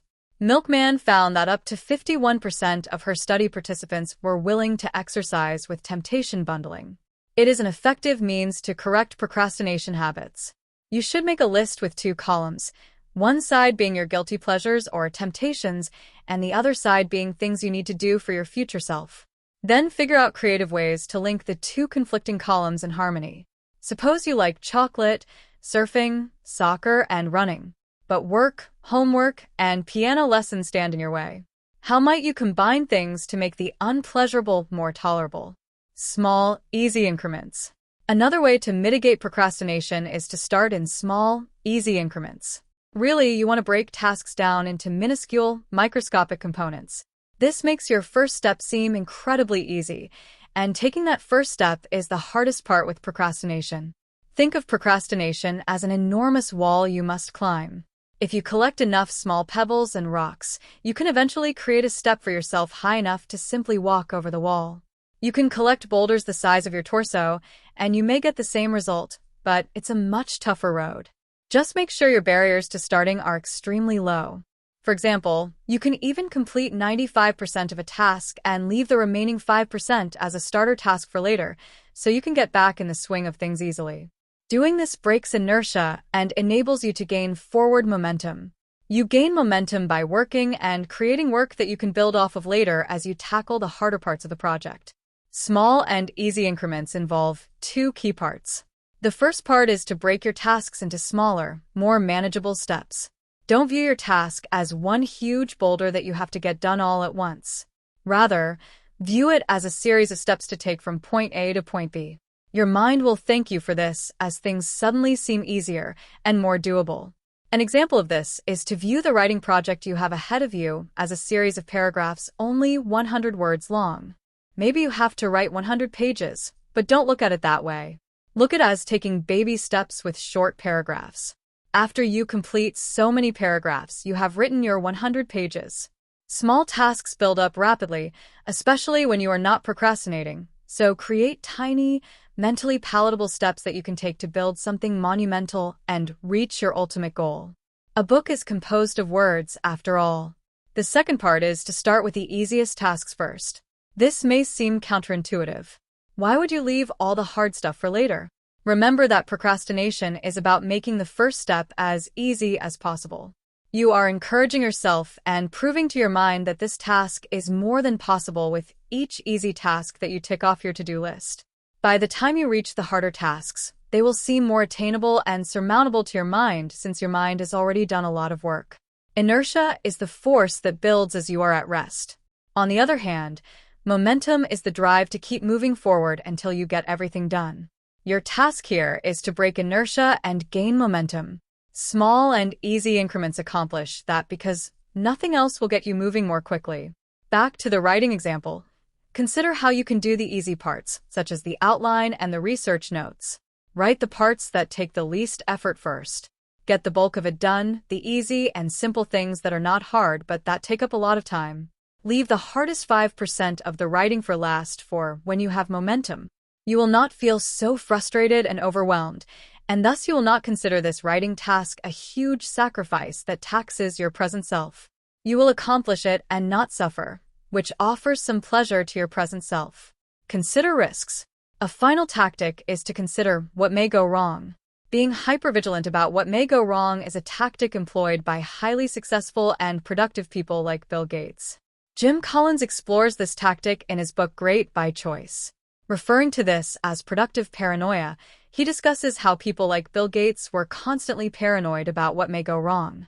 By always planning for the worst and trying to avoid the worst, these people actually ended up working extremely hard. They were always focused on their projects just to avoid the worst possible scenarios. As a result, fear motivated them and kept them from procrastination. Be paranoid and start to question what could go wrong. Think about making contingency plans and working to avoid certain challenges or problems. Thinking about what can go wrong can serve to make you work to avoid things going wrong. As a result, you become more productive just because you are afraid and hypervigilant at the moment.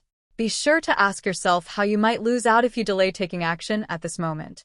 The opportunity may go to someone more proactive.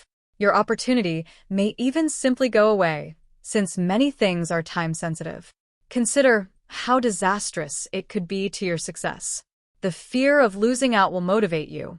Sure, fear is not a pleasant motivator, but if it works, why not use it? Knowing that you are in danger of some kind kicks you into overdrive. Procrastination comes from boredom, complacency, and safety, so stripping those feelings away can leave you paranoid and eager to avoid bad consequences. Of course, fear is not a fun motivator, so only use this tactic in small, safe doses. Doing it too much can really drain you and stress you out. As we all know, stress is damaging to your working spirit. Avoid stress and only use this tactic when you begin to feel an intense temptation to procrastinate.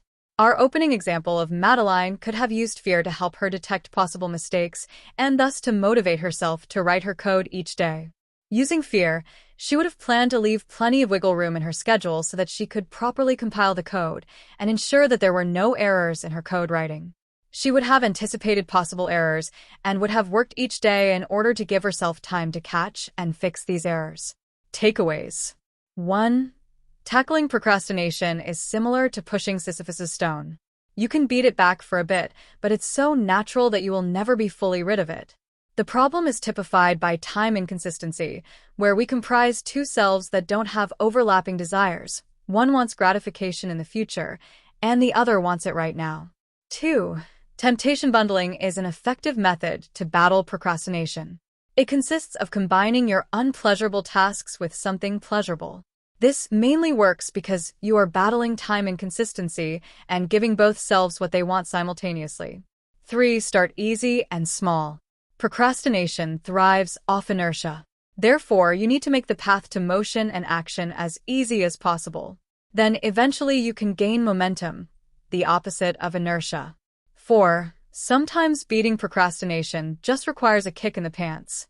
Fear and productive paranoia can do that to you. If you are so fearful of the negative repercussions you will face, then you will certainly be spurred into action. But this is not a method to use very frequently. Chapter 6. No Distraction Zone. This is a chapter that promises to kick your butt. It's full of powerful techniques to ensure that you jump into action. Without further ado, let's jump into it. Minimizing distractions.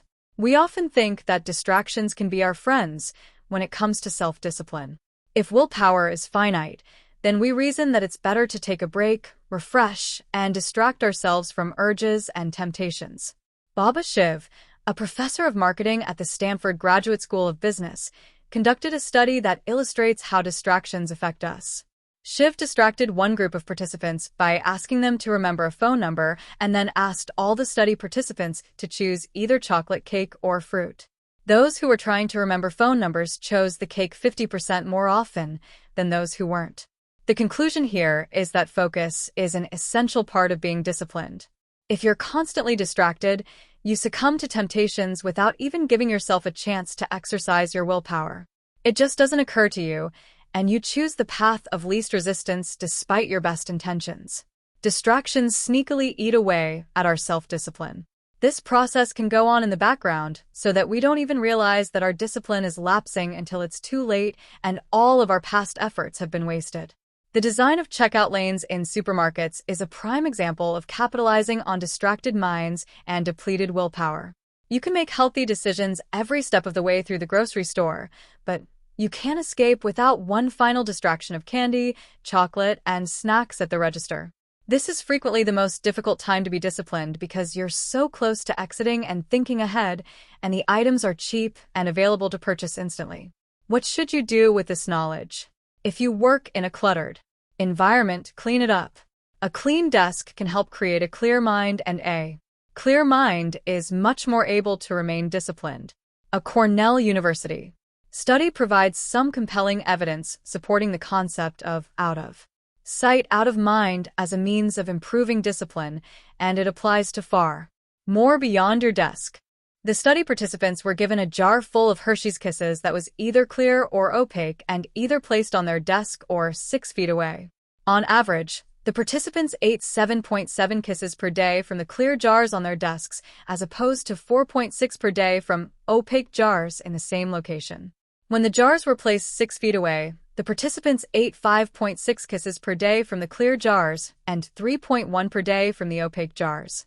Surprisingly, the study subjects consistently reported feeling that they had eaten more kisses when the jars were placed 6 feet away, even though the opposite was true. That discrepancy is a crucial piece of information because it provides a simple guideline for improving discipline. That is, you can use laziness to your advantage by clearing your workplace of distractions. You may not completely forget about those distractions, but the more effort it takes for you to give in to a temptation, the less likely you are to do so. Furthermore, it eliminates some of the most counterproductive discipline lapses, the mindless ones that we don't even realize we are doing. It's so much easier to reach your hand into a cookie jar without thinking about it if that jar is easily accessible and visible. Those are the types of scenarios that you want to avoid when designing an environment for discipline. If you place the cookie jar in a distant cabinet, you don't eliminate the temptation altogether, but you make it so that giving in to the temptation requires a lot of effort. That makes a big difference. Ultimately, you want to create an environment for yourself that is clear of distractions and obvious temptations. You can make discipline drastically easier just by eliminating the mindless and effortless lapses in discipline that are made possible by an environment that hasn't been optimized. This applies to your desk, your workspace, your office, what you can see from your desk, and even your computer desktop. Keep them clear of distractions as much as possible, and you'll simply forget about them. In your lapses of discipline or boredom, you'll have no other option than to keep working. Default to positive actions and behaviors. Optimizing your environment for self-discipline really comes down to understanding how automatic most of your decision-making is. To illustrate that point, consider the findings of a study conducted in 11 European countries on organ donors. The data showed that countries that automatically have citizens opted in to being organ donors, requiring action to opt out, had rates at or above 95% participation. When the default choice was not to be an organ donor, however, the highest rate found in any of the 11 countries was a mere 27% participation. Ultimately, people just went with the option that required the least effort. It said nothing about their actual intention or desire to be an organ donor. This same concept of defaulting to the more desirable choice can be applied to your own self-discipline. We're lazy and will happily accept whatever is in front of our faces. You can make it easy for yourself to choose whichever options most benefit you while also making it as difficult as possible to make harmful decisions. A default option is one that the decision maker chooses if he or she does nothing or the minimal amount of effort. In other contexts, default options also include those that are normative or suggested. Countless experiments and observational studies have shown that making an option the default will increase the likelihood of it being chosen, which is known as the default effect. Making decisions requires energy, so we often choose the default option to conserve energy and avoid making decisions, especially when we aren't familiar with what it is we are making a decision about. Optimizing these default decisions is where the bulk of your efforts to make a more discipline-conducive environment can take place. You might believe that you control the majority of your choices, but in reality, that isn't the case. Instead, a significant amount of your actions are just responses to your environment. If you're distracted by social media, for example, you might move the app icons to the back page of your phone so that you aren't constantly seeing them whenever you open your phone to do something else. Better yet, you can log out of the apps after each use or delete them from your phone altogether so that you'll only use them when you really want to instead of letting them be distractions. And if you're in the habit of mindlessly picking up your phone while working, you can simply start placing it face down and far enough away that you have to get up to reach it. If you want to practice violin more, put it on your desk with your music notes open. If you want to floss your teeth more, keep floss in your backpack, in your bathroom, on your nightstand, and on your sofa. There is a seemingly endless number of examples of how you can utilize the default effect to become more disciplined with very little use of willpower itself. Another one is that leaving potato chips and cookies out on the kitchen counter will make it your default choice to eat those things whenever you walk to the kitchen feeling even the slightest bit hungry. Hiding those or not buying them at all, and replacing those unhealthy snacks with fruit will instantly increase the probability that you eat fruit and that you avoid the unhealthy snacks. Want to exercise more? Put a pull-up bar in your bathroom doorway. If you keep sugary sodas and juices in your refrigerator, you're making it your default choice to drink them whenever you are thirsty and open the fridge. But if you don't have those options, you increase the likelihood that you'll drink water or make tea. Want to take more vitamins? Put them right next to your toothbrush for easier access. If you sit in an office all day and have back problems, then you might benefit from standing up and walking frequently throughout the day. You can make this your default option by drinking water constantly so that you are forced to get up to go to the bathroom. Or perhaps you could schedule alarms on your phone and place it somewhere out of reach so that you have to stand up to turn off the alarm whenever it goes off. The whole point of this is that you can save your willpower and your energy by making positive changes to your environment. The two biggest facets of environmental change are reducing clutter and distractions and optimizing choices based on the default effect. If you reduce distractions from your environment, you'll clear your mind, which in turn increases focus, efficiency, and productivity. Furthermore, You can use your dopamine reward system to your advantage by reinforcing your own good habits while also cutting back on mindless pursuits of small pleasures. Finally, you can make it so the path with the least effort leads to the choices you desire and benefit from. These all make it so you can sidestep actually using discipline and to save it for your bigger daily challenges. After all, why exercise willpower when you don't need to if you can plan around it? Attention residue. Sometimes focusing on work can be difficult, and you find yourself wondering just why it's so hard to stay on track and ignore shiny objects. Luckily, there is an explanation for this. In 2009, Sophie Leroy published a paper that was aptly titled, "Why is it so hard to do my work?" In it, she explained an effect that she called attention residue. Leroy noted that other researchers had studied the effect of multitasking on performance, but that in the modern work environment, once you reached a high enough level, it was more common to find people working on multiple projects sequentially. Going from one meeting to the next, starting to work on one project and soon after having to transition to another is just part of life in organizations, Leroy explains. This is essentially the modern version of multitasking, working on projects in short bursts and switching between them, not necessarily doing them all at once. People may not actually be working on multiple tasks at the same time, but it's nearly as bad to keep switching between them in relatively quick succession. For all intents and purposes, this is multitasking. The problem identified by this research is that you cannot switch seamlessly between tasks without a delay of sorts. When you switch from task A to task B, your attention doesn't immediately follow. A residue of your attention remains stuck thinking about the original task. This becomes worse, and the residue becomes especially thick if your work on task A was unbounded and of low intensity before you switched. But even if you finish task A before moving on, your attention remains divided for a while. Leroy's tests forced people to switch between different tasks in a laboratory setting. In one of these experiments, she started the subjects working on a set of word puzzles. In one of the trials, she would interrupt their work and force them to move on to a new and challenging task, for example, reading resumes and making hypothetical hiring decisions. In other trials, she let the subjects finish the puzzles before giving them the next task. While the participants were switching between puzzling and hiring, Leroy would play a quick lexical decision game. This was so she could quantify the amount of leftover residue from the first task. The results were clear. People experiencing attention residue after switching tasks are likely to demonstrate poor performance on that next task, and the more intense the residue, the worse the performance. This doesn't seem too far of a stretch when you think about it. We've all experienced that frantic moment when we're doing too many things at once and suddenly find ourselves unable to do any at all. How can you concentrate on any task if you keep switching back and forth between two or more different things? You'll likely be stuck simply trying to make sense of everything and organize it so you can understand it. It will only force you to waste time trying to catch up to where you were instead of pushing forward. You'll take one step forward but 2 steps back each time you try. Even worse news is presented by a Stanford researcher, Clifford Nass, who examined the work pattern of people who multitask. The researchers split their subjects into 2 groups, those who regularly do a lot of media multitasking and those who don't. In one experiment, the groups were shown sets of 2 red rectangles alone or surrounded by 2, 4, or 6 blue rectangles. Each configuration was flashed twice, and the participants had to determine whether the 2 red rectangles in the second frame differed from the first. It sounds simple enough. Just ignore the blue rectangles and see if the red ones change.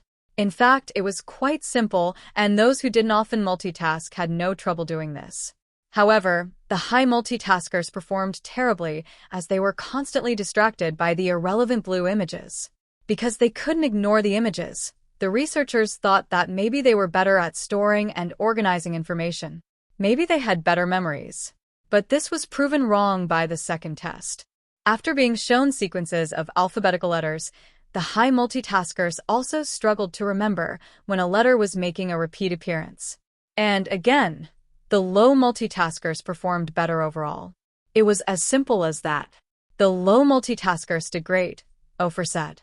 The high multitaskers were doing worse, and worse the further they went along because they kept seeing more letters and had difficulty keeping them sorted in their brains. Multitasking may seem to be the best of both worlds, but when you're in situations where there are multiple sources of information coming from the external world or emerging from memory, you cannot filter out what is irrelevant to your current goal. This failure to filter means that you are slowed down by irrelevant information and will struggle to complete a task without distractions. It is much easier to focus on one thing at once, without letting distractions interfere, than to try doing several things at a time and overload your brain with too much information. From both of these experiments, it's clear that multitasking isn't really good for anything, and all attempts to do it don't really lead anywhere. By multitasking, you are neither able to adequately focus on each new task, nor able to ignore any distractions that are hindering your work. There might be certain ways you can multitask 1% more effectively, but the overall lesson is just to avoid it whenever possible. Single tasking. What does this mean? To set everything else aside and not check, monitor, email, or even touch anything other than the current task you are working on. It requires singular focus and the purposeful and intentional tuning out of everything else. Switch off your notifications and ditch your phone. If you must be on your computer, keep only one browser tab or program open at a time. A lot of single tasking is about consciously avoiding distractions that seem small and harmless. The biggest culprits? Your electronic devices. Ignore them when possible. Keep a spotless workspace so your eye doesn't catch something that needs cleaning or adjusting. Ideally, single tasking reduces your environment to a blank room because you shouldn't pay attention to any of it. Attempt to pay attention to when you are being interrupted or subtly switching between tasks. This is hard to catch at first and will require you to make conscious decisions against your instincts. Something that will be very hard to resist is to tell yourself that you must act on something immediately and interrupt your task. This is rarely the truth. To combat this urge, set aside a post-it to take notes for ideas that will inevitably spring to mind regarding other tasks. Just jot them down quickly and return to your primary goal. You can address them after your single tasking period is over, and you won't have forgotten anything. It will keep your mind focused on one single task while setting you up for future success. Batching. Henry Ford, founder of Ford Motor Company, got a lot of things right about cars. He had a few competitors back in the day, but a primary reason those names are essentially lost in time is because he was also the creator of the factory assembly line. On a factory assembly line, workers focus on one task at a time. This streamlines a process and makes it far more efficient than having a single worker see a project through from start to finish, switching between multiple tasks. It allows workers to specialize and perfect their task, which cuts down on errors and makes troubleshooting far easier. Workers didn't have to do more thinking than was necessary for the task at hand.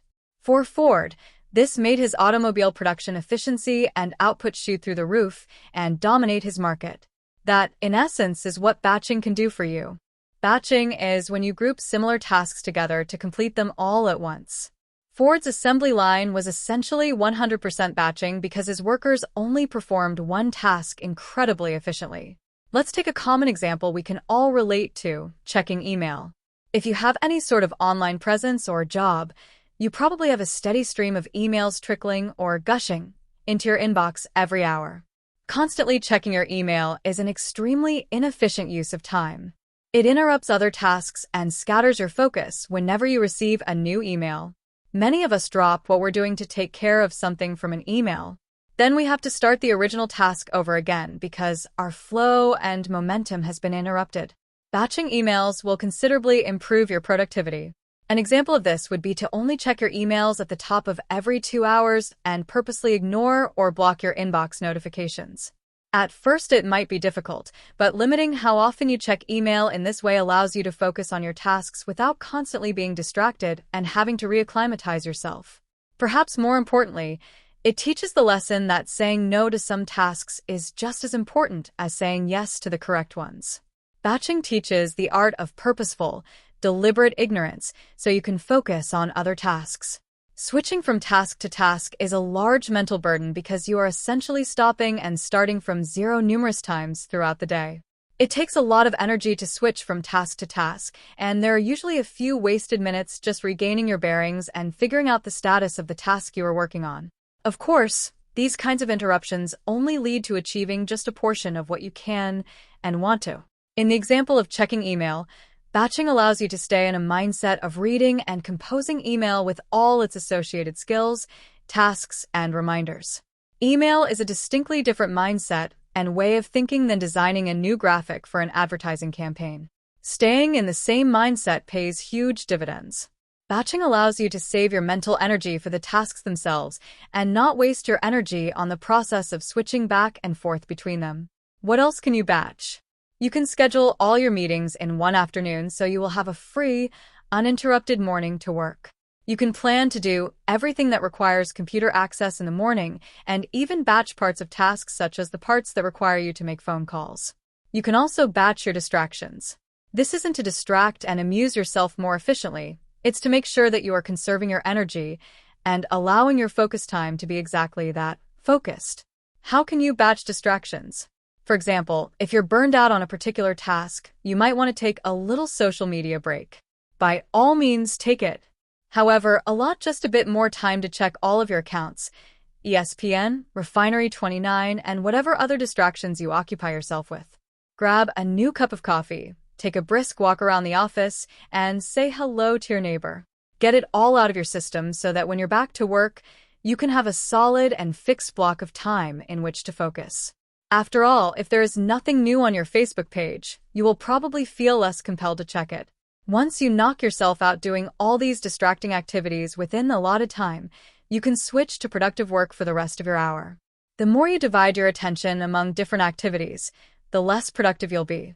However, if you begin doing something similar to the previous activity, you'll find it's much easier to get going because your mind is already geared toward doing a certain kind of task. Do all the similar tasks together, one after the other, and then move on to the next batch of similar or related activities. Effective batching can skyrocket your productivity, no matter the context. Don't-do list.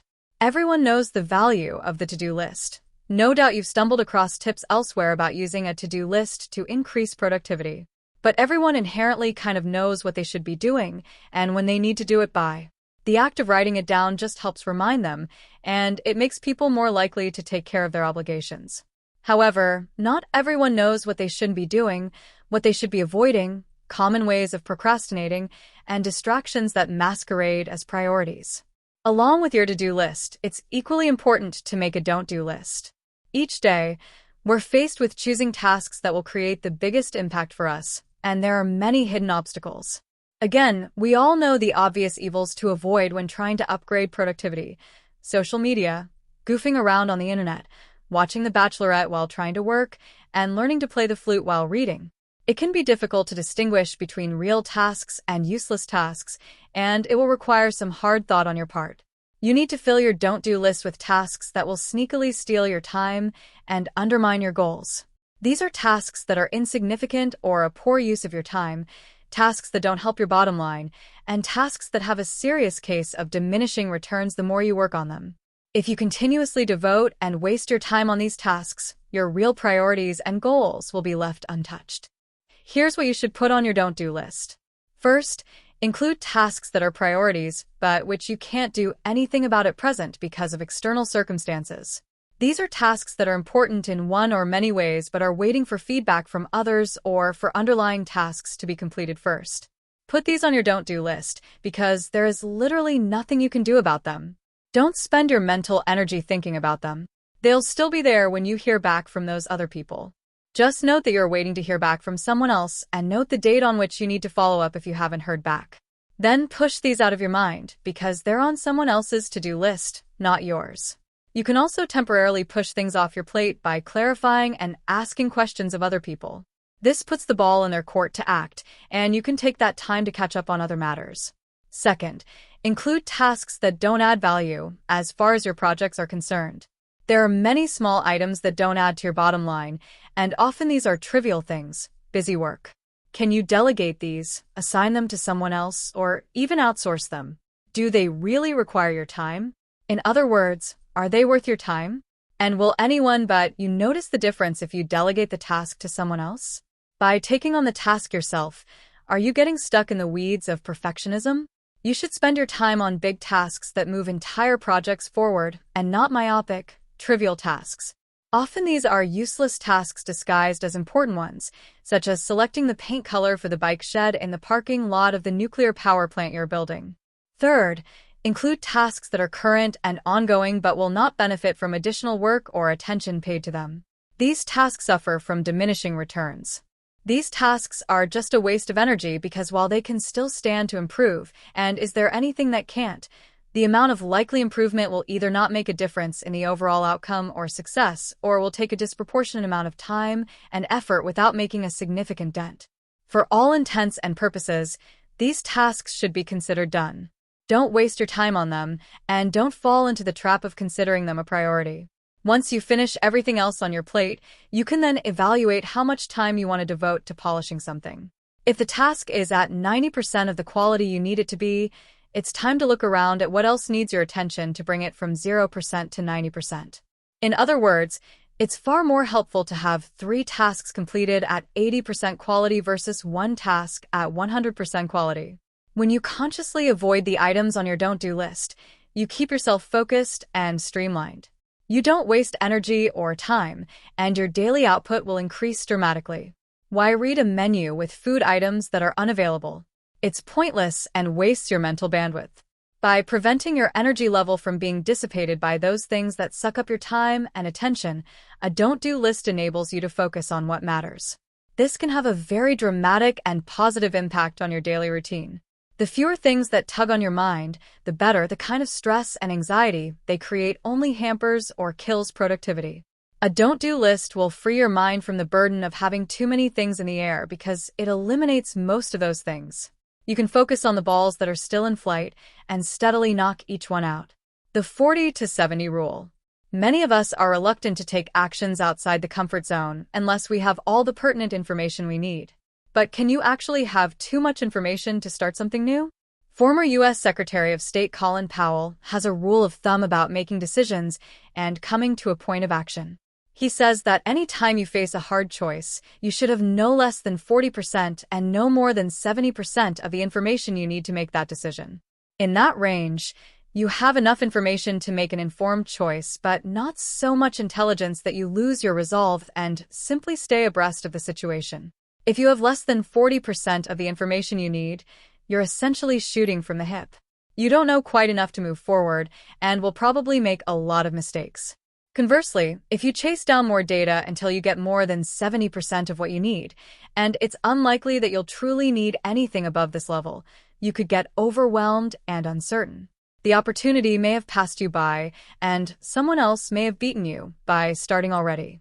But in that sweet spot between 40% and 70%, you have enough to go on and let your intuition guide your decisions. In the context of Colin Powell, this is where effective leaders are made.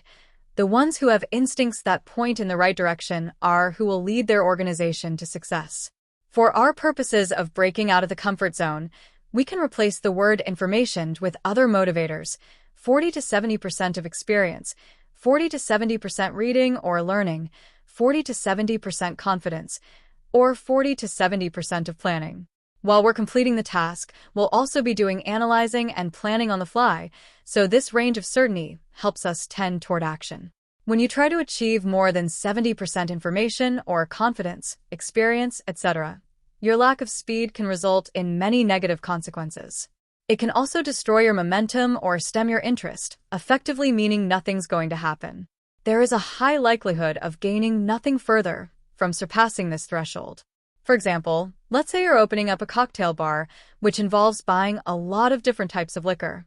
You can't expect to have absolutely all the liquor you will ever need ready when the doors are ready to open. But on the other hand, it doesn't make sense to commence operations without enough for customers to choose from. So you'd wait until you have at least 40% of available inventory. You've got momentum established. You figure if you could get more than half of what you need, you'll be in pretty good shape to open. You might not be able to make absolutely every drink in the bartender's guide, but you'll have enough on hand to cover the staple drinks with a couple of variations. If you have around 50 to 60% inventory, you're probably ready. When the remaining inventory arrives, you'll already be in action and can just incorporate that new inventory into your offerings. If you waited until you had 70% or more inventory, you could find yourself stuck in neutral for longer than you wanted to be. This way of thinking leads to more action than not. Waiting until you have 40% of what you need to make a move isn't a sedentary stay inside your comfort zone. You're actively planning what you need to do to get out, which is just fine as long as it's not over-planning. Making the execution before you're 100%, or even halfway, ready to do so, is the kind of gutsy move that shakes you out of the indifference of your comfort zone in a hurry. Do nothing. Burnout is a very real risk, especially in today's modern age where, to get ahead, it seems that everyone has a full-time job as well as a side career that is aimed toward making money. We seek to intentionally pack our days full of activities, professional and social, as a means of squeezing the last drop of enjoyment out of our lives. Ironically, this quickly becomes counterproductive because very few people have a battery that can function like that. As for what that means for your brain, any shred of fatigue will affect your clarity of thought. That part should be clear from our own lives. We function better on 8 hours of sleep versus 3 hours of sleep. However, what's less obvious is that disconnecting from everything and doing nothing at all can actually be a path to greater creativity and insight. There's a reason that when we are zoning out at the gym or in the shower, we seem to have a disproportionate number of epiphanies. Thought is inherently fatiguing and taxing on the mind, and is characterized by the brain emitting beta waves. Relaxation and a lack of attention, on the other hand, is characterized by the brain emitting alpha waves. What are alpha waves also associated with? Studies by Professor Flavio Froelich, among others, have shown that alpha waves are associated with enhanced memory, creative thinking, and overall increased happiness. Maybe that's the reason meditation and practicing mindfulness is being pushed so hard these days. They intentionally slow you down and put you into a state of releasing alpha waves, which trigger increased happiness and life satisfaction. Most of the world's top performers, such as CEOs, always mention meditation as a vital part of their daily routine. This is likely why. The ability to tune things out allows them to function at their peak when it matters, like a battery recharge in the middle of the day. For the high achievers out there, it's not necessarily a matter of taking a break just to generate some alpha waves. Don't think of it as rest. Think of it as recovering so you can get ready when you need to really think creatively. We instinctively know to sleep, stretch, and warm up our bodies if we have an athletic competition, but we disregard doing the same for our minds. When you relax more and do nothing at all, you enter a state of allowing your mind to wander, and you also come back recharged and refreshed. Allow yourself to daydream, because when was the last time your daydreams were boring and routine versus creative and outlandish? If you need a break, resist the urge to pick up your phone and scroll through your social media. Just staring into blank space might be a better use of your time. Takeaways. 1. Minimize your distractions in your environment. It turns out that out of sight is out of mind with distractions, so don't keep anything stimulating near your workstation, otherwise your willpower will slowly deplete itself. 2. Create default actions wherever possible. This is where the easiest and lowest resistance path for you is the path you want the most. This is also done through curating and designing your environment for productivity. 3. Single tasking is an important concept because it definitively proves the flaws of multitasking.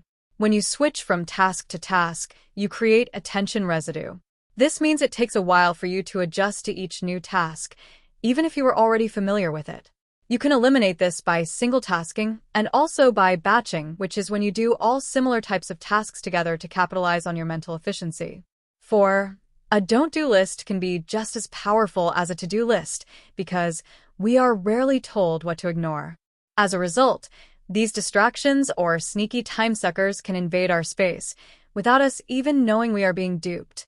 Include tasks you can't move forward on, make progress on, or help. The 40-70 rule is when you beat inaction through the amount of information you seek. If you have less than 40%, don't act. But if you have 70%, you must act. You'll never have 100%, and chances are 70% is more than sufficient. The rest you learn along the way anyway. 5. Finally, you might want to do nothing from time to time. This is rest and relaxation, but you should think of it as mental recovery. What does an athlete do between races or matches? You got it, they recover, so they are primed to work again when necessary. Chapter 7. Deadly Pitfalls. In the science of following through, there are a massive number of mistakes that you could make that could cost you your progress. Take Michael. Michael is only human. Thus, he made some mistakes with follow-through when he first started his at-home freelance consulting firm. He believed that starting his business would change his life overnight. He imagined getting tons of money for minimal work, having plenty of time to play with his newborn daughter, and even having time to hit the gym and get pumped like Arnold. He imagined that having no boss would free up a lot of his time. Weeks went by, and he did none of those things. In fact, his expectations felt so extreme that they were intimidating and discouraging. This is called false hope syndrome. Michael thought he would accomplish a lot more than was humanly possible. His other mistake was not getting to know himself or how he worked best. He tried to impose an unrealistic schedule on himself that just did not fit his natural circadian rhythm and work preferences. False hope syndrome occurs when you think that you can do everything on your to-do list and reach your dreams in a short amount of time. You promise yourself or a client the moon. Then you are sorely disappointed when you cannot deliver, and those big expectations have actually caused a negative effect on your working spirit. They'll cause you to shrink back and be more fearful of the failure you just experienced, and you may end up in a worse state than you were to begin with. Michael was extremely disappointed by the lack of huge life changes he saw when he started his business. His life did not change magically overnight. He did not have the energy for all of these changes he was planning to make. Plus, he hated working because he was following the wrong schedule. He began to fall behind on work and procrastinate to avoid the tasks he hated. He tried to work in the morning while drinking 3 cups of coffee and found he just could not function.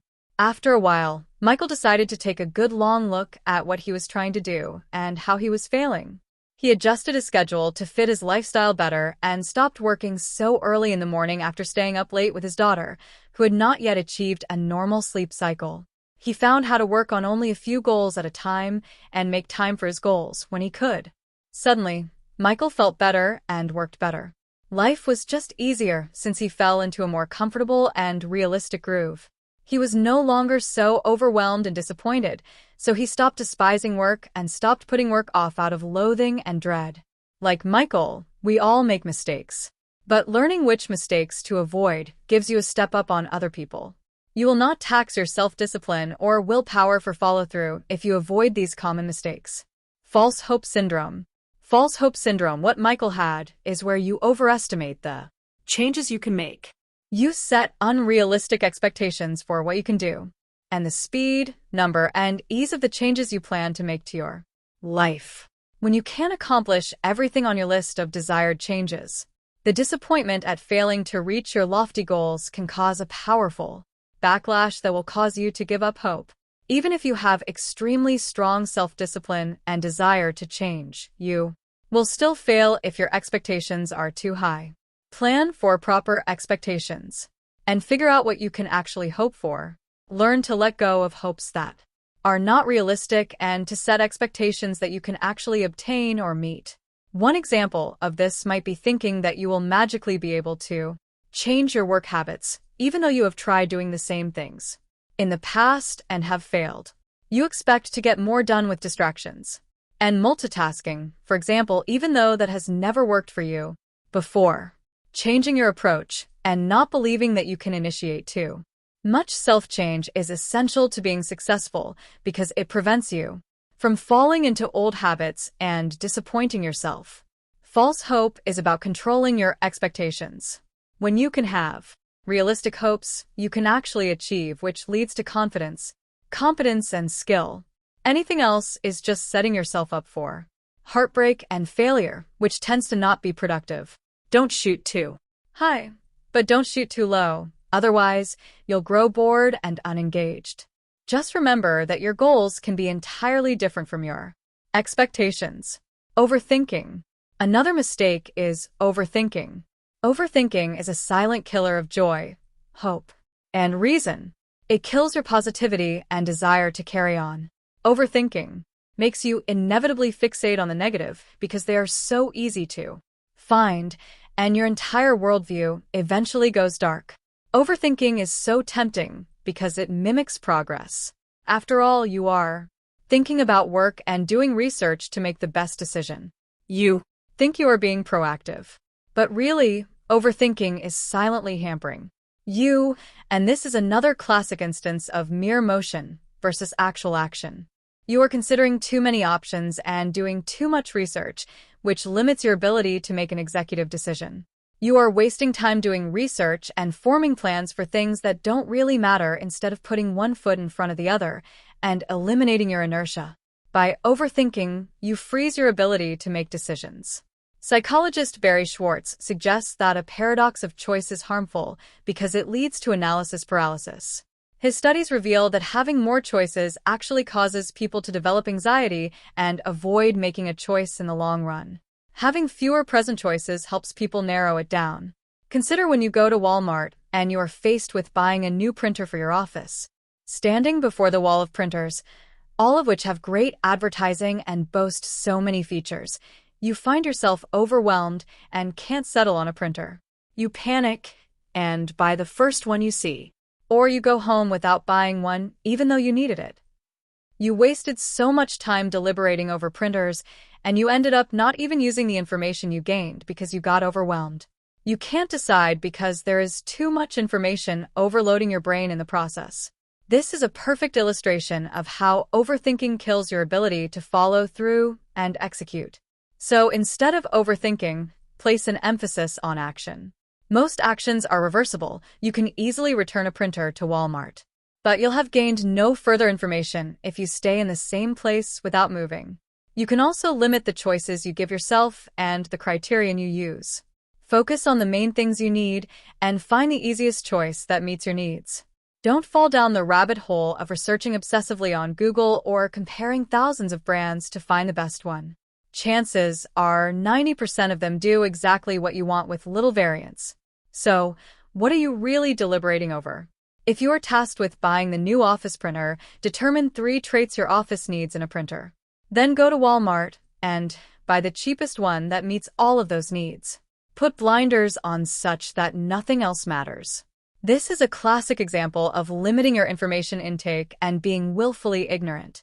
Overthinking can sneak in because we don't have clarity on what matters, so when you can articulate those, suddenly you can see clear choices. Worry.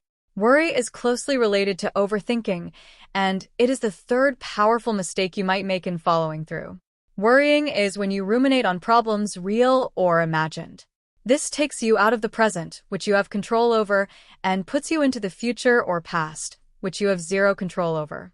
Worrying steals your control and composure, but taking action and focusing on the present empowers you by letting you get things done now. Try to switch your mindset toward action and solutions rather than problems and mistakes. Furthermore, worrying makes you focus on things that may not even be real and that you cannot change, and you devote time and energy to these worries that you could be spending on work instead. It's a tall task to tell someone to worry less. But the truth is, worrying causes you to suffer twice, once during the worrying and again if the dreaded event actually occurs. And if it doesn't occur, you've just suffered for no reason at all. Worrying can also masquerade as productivity, but again, it is wasted motion. It's a lot of energy spent to get nowhere. Focus on what you can control and do something about. Focus on things that are real and have happened, not imaginary outcomes or scenarios that may never come to pass. Do what you can do at the moment, because that's all you can control. In doing so, carry a mindset of action and control rather than fear. Know thyself. The final major mistake many people make is failing to get to know themselves. Knowing yourself enables you to figure out how to work best and create the most beneficial environments for yourself. Not all people work the same way. One man might like a detailed schedule that lays out every part of his day, while another man needs breathing room and spontaneity. One woman may need a quiet environment where she can work alone, while another woman needs friends and a social work environment to thrive in. Like Michael found out, don't impose unrealistic or unsuitable schedules, ideals, or environments on yourself and expect to succeed. Find what is best for you, and then implement that to thrive. You can only work best if you are in your best environment. Find what that environment is instead of forcing yourself to conform to something that does not suit you and instead makes you miserable and hinders your productivity. When you use your preferences and strengths to your advantage, you are more likely to follow through. This is because you are allowing yourself to work at your best, at your very peak. You're not fighting yourself and are instead working within your flow and accessing your strengths. You are not making yourself miserable by following someone else's formula for success. Stop judging yourself and others for being different. We are all different. Our productivity is very fragile and requires particular care to flourish. Treat yourself to what helps you thrive if you want to follow through. Figure out what times you work best during the day. Then work during those times. Don't let others judge you for not being functional before 8 a.m. or for working late into the night. Working at your best time will enable you to be more productive and follow through more easily because you are using your energy when you have the most of it. Don't try to work early in the morning if you are not a morning person because that will only lead you to failure. There is another component to getting to know yourself: diagnosing why you are failing and fixing the underlying problem. It is diagnosing the cause and source of your lack of follow-through so that you can address it. Only when you determine the cause of your poor follow-through can you actually do something about it. Don't make the common mistake of attributing failure to the wrong cause, or you will never be able to address and correct the issue. Be Sherlock Holmes if you are having trouble with follow-through. Using the power of deduction, deduce what is wrong and why you are not being productive. Maybe you are reading another time management book when you should be keeping a calendar and not wasting time on books. Maybe you are trying to organize and label everything when really you just have too much stuff and need to get rid of some of it. Maybe you are discouraged so you procrastinate and thus keep failing and wondering why your discouragement is growing. Really consider how you feel when you don't follow through. Look at your feelings during the commencement stage of a project and see if you feel overwhelmed or put things off for too long to reasonably finish them. Why do you specifically give up?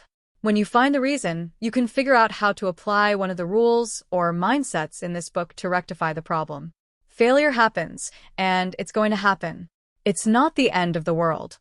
It's certainly not the end of productivity. But failure is useful only when we're aware of the cause. When we see the cause, we can see how to fix it and how to avoid repeated failure in the future. When we don't, we're doomed to repeat our mistakes until we do realize what's actually going on. avoid Wasted time by diagnosing your reasons for failure early on. Takeaways. 1. Pitfalls to following through and finishing what you start. too many to name. But a select few in this chapter are stronger and more dangerous than most. 2. False hope syndrome is when you expect that you will be able to change or improve to an unrealistic degree. When you inevitably fail to meet this mark, there is a very real backlash that results in you being even less motivated and disciplined than before you started. To beat this, set proper expectations based on your history and understand the difference between goals and expectations. 3. Overthinking is sneaky because it feels like action and it even feels productive. But it's not. Overthinking is when you fixate and can't seem to take the first step toward action. Zero in on the details that matter, deliberately ignore everything else, and you'll feel much more clarity. 4. Worrying is when you fixate on something and inevitably start drawing out the negative scenarios and pitfalls. However, worrying is also when you fixate on things you can't control while ignoring what you can control, the present. The solution is to focus on what you can do right now and only right now. 5. Do you know yourself? Well, what about in terms of productivity and how you work and produce the best? You can consider time of day, environment, setting, and so on. But you should consider that knowing yourself is also the ability to look at yourself and understand why you may have failed or come up short. It is the ability to self-diagnose and be self-aware. Chapter 8.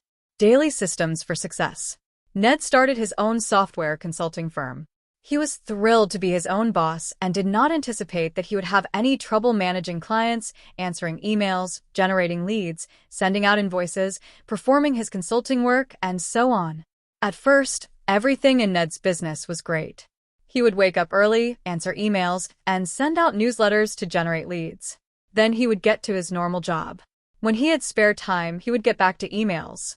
Late into the night, he would be working, trying to market himself while also working on his various projects.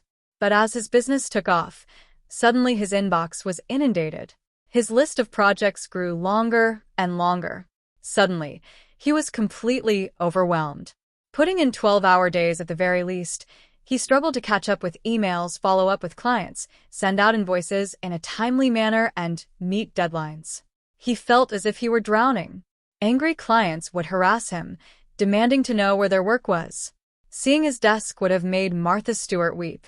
Ned would spend up to 15 minutes looking for important papers or notes that he had made on projects. His home office was a jumbled mess. The room that he has so cheerfully painted and decorated was now a prison, where he spent almost all of his time. Ned himself looked even worse. He looked like a zombie and subsisted on coffee and fast food. His eyes developed deep bags under them. Then he realized that he was losing leads and losing money. Bad reviews began to pile up on his website and his freelancing profile. It looked as if his consulting firm was failing. What did Ned do wrong? He didn't use a system. He relied on himself to get everything done and did not implement a way to organize and streamline his work to make it easier. He took on too much at once, trying to accomplish tons of goals each day without using a system to make those goals easier. Willpower is great to a degree. You certainly need it in your life to push you to be the best that you can be.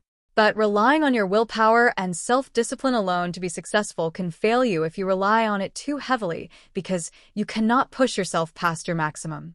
Once you hit your maximum, your willpower and self-discipline cannot push you to move forward.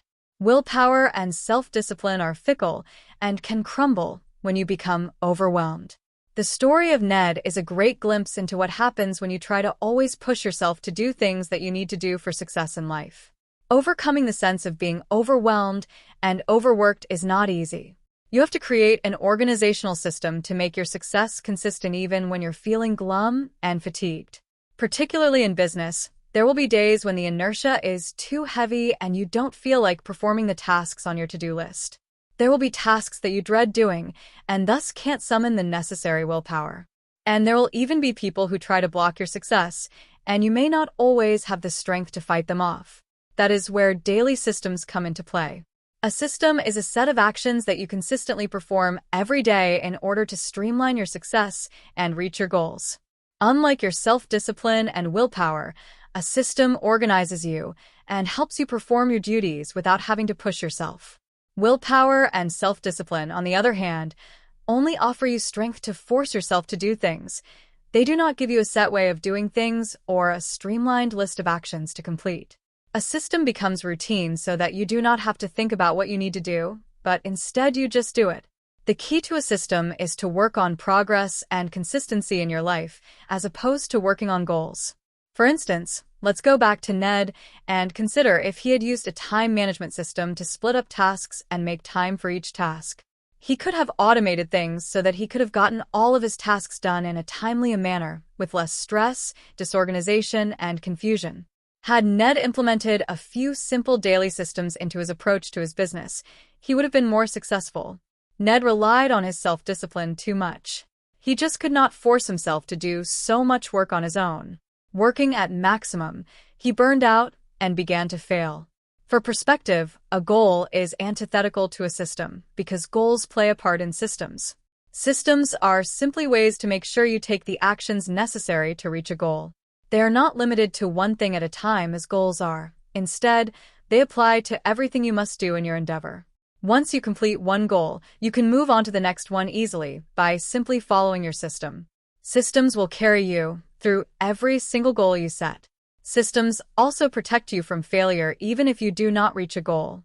Say your goal for the day is to complete 1,000 words of writing for a grant proposal.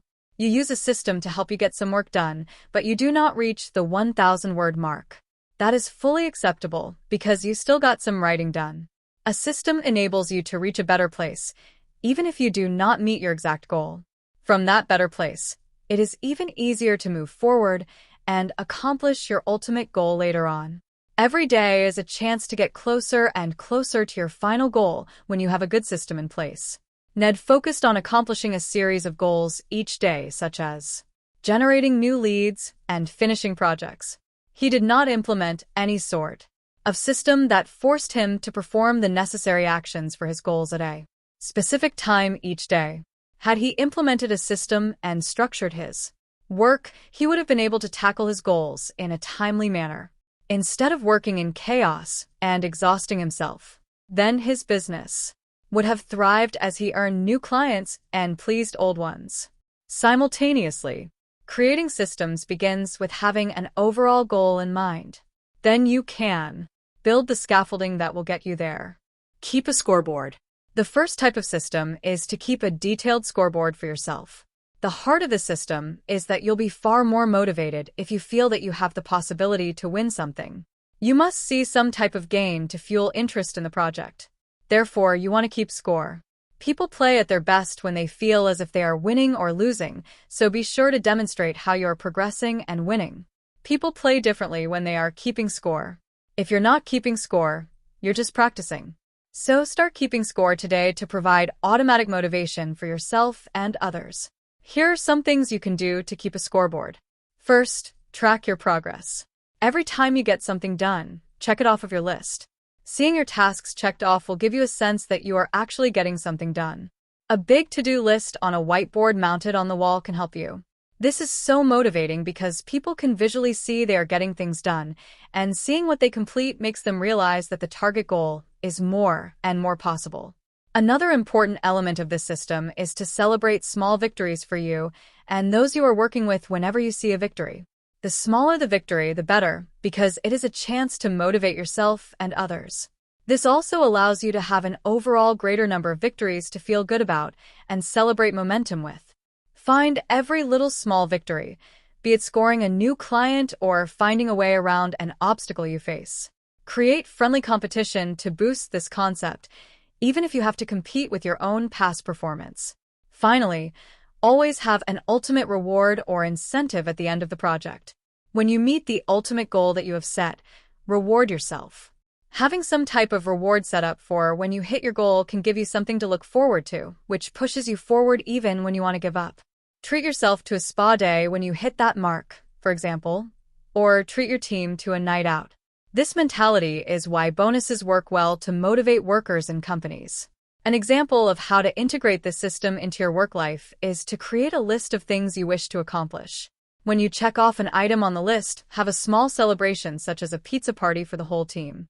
Be sure to set incentives, such as bonuses or a day trip, at the end. For every sale, you want to mark it and celebrate it.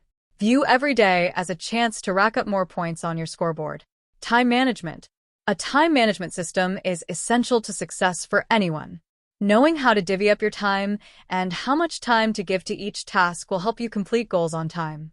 Time management is essential because it really helps you get things done by your deadline, and it provides motivation to follow through on tasks.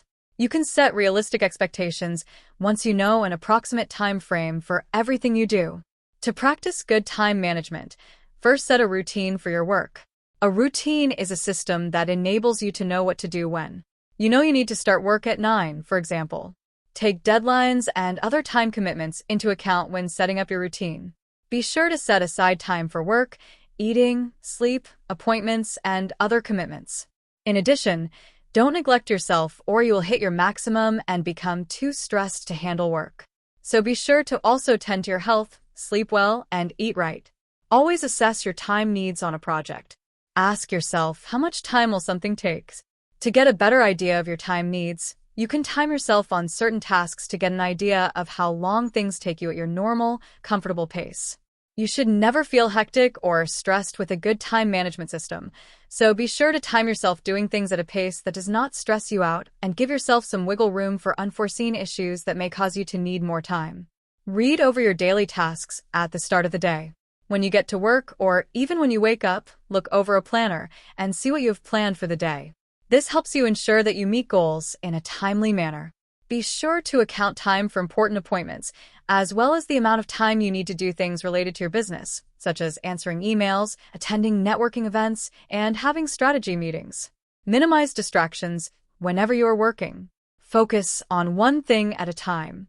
Multitasking and having distractions can drastically cut down on your productivity. Set a specific time to check emails, for example, instead of checking emails throughout the day and letting your inbox distract you from the task at hand. Also have a set time to focus on marketing or on networking. Lower your transaction costs. Transaction costs is an economic term for the cost you must expend to be in the market.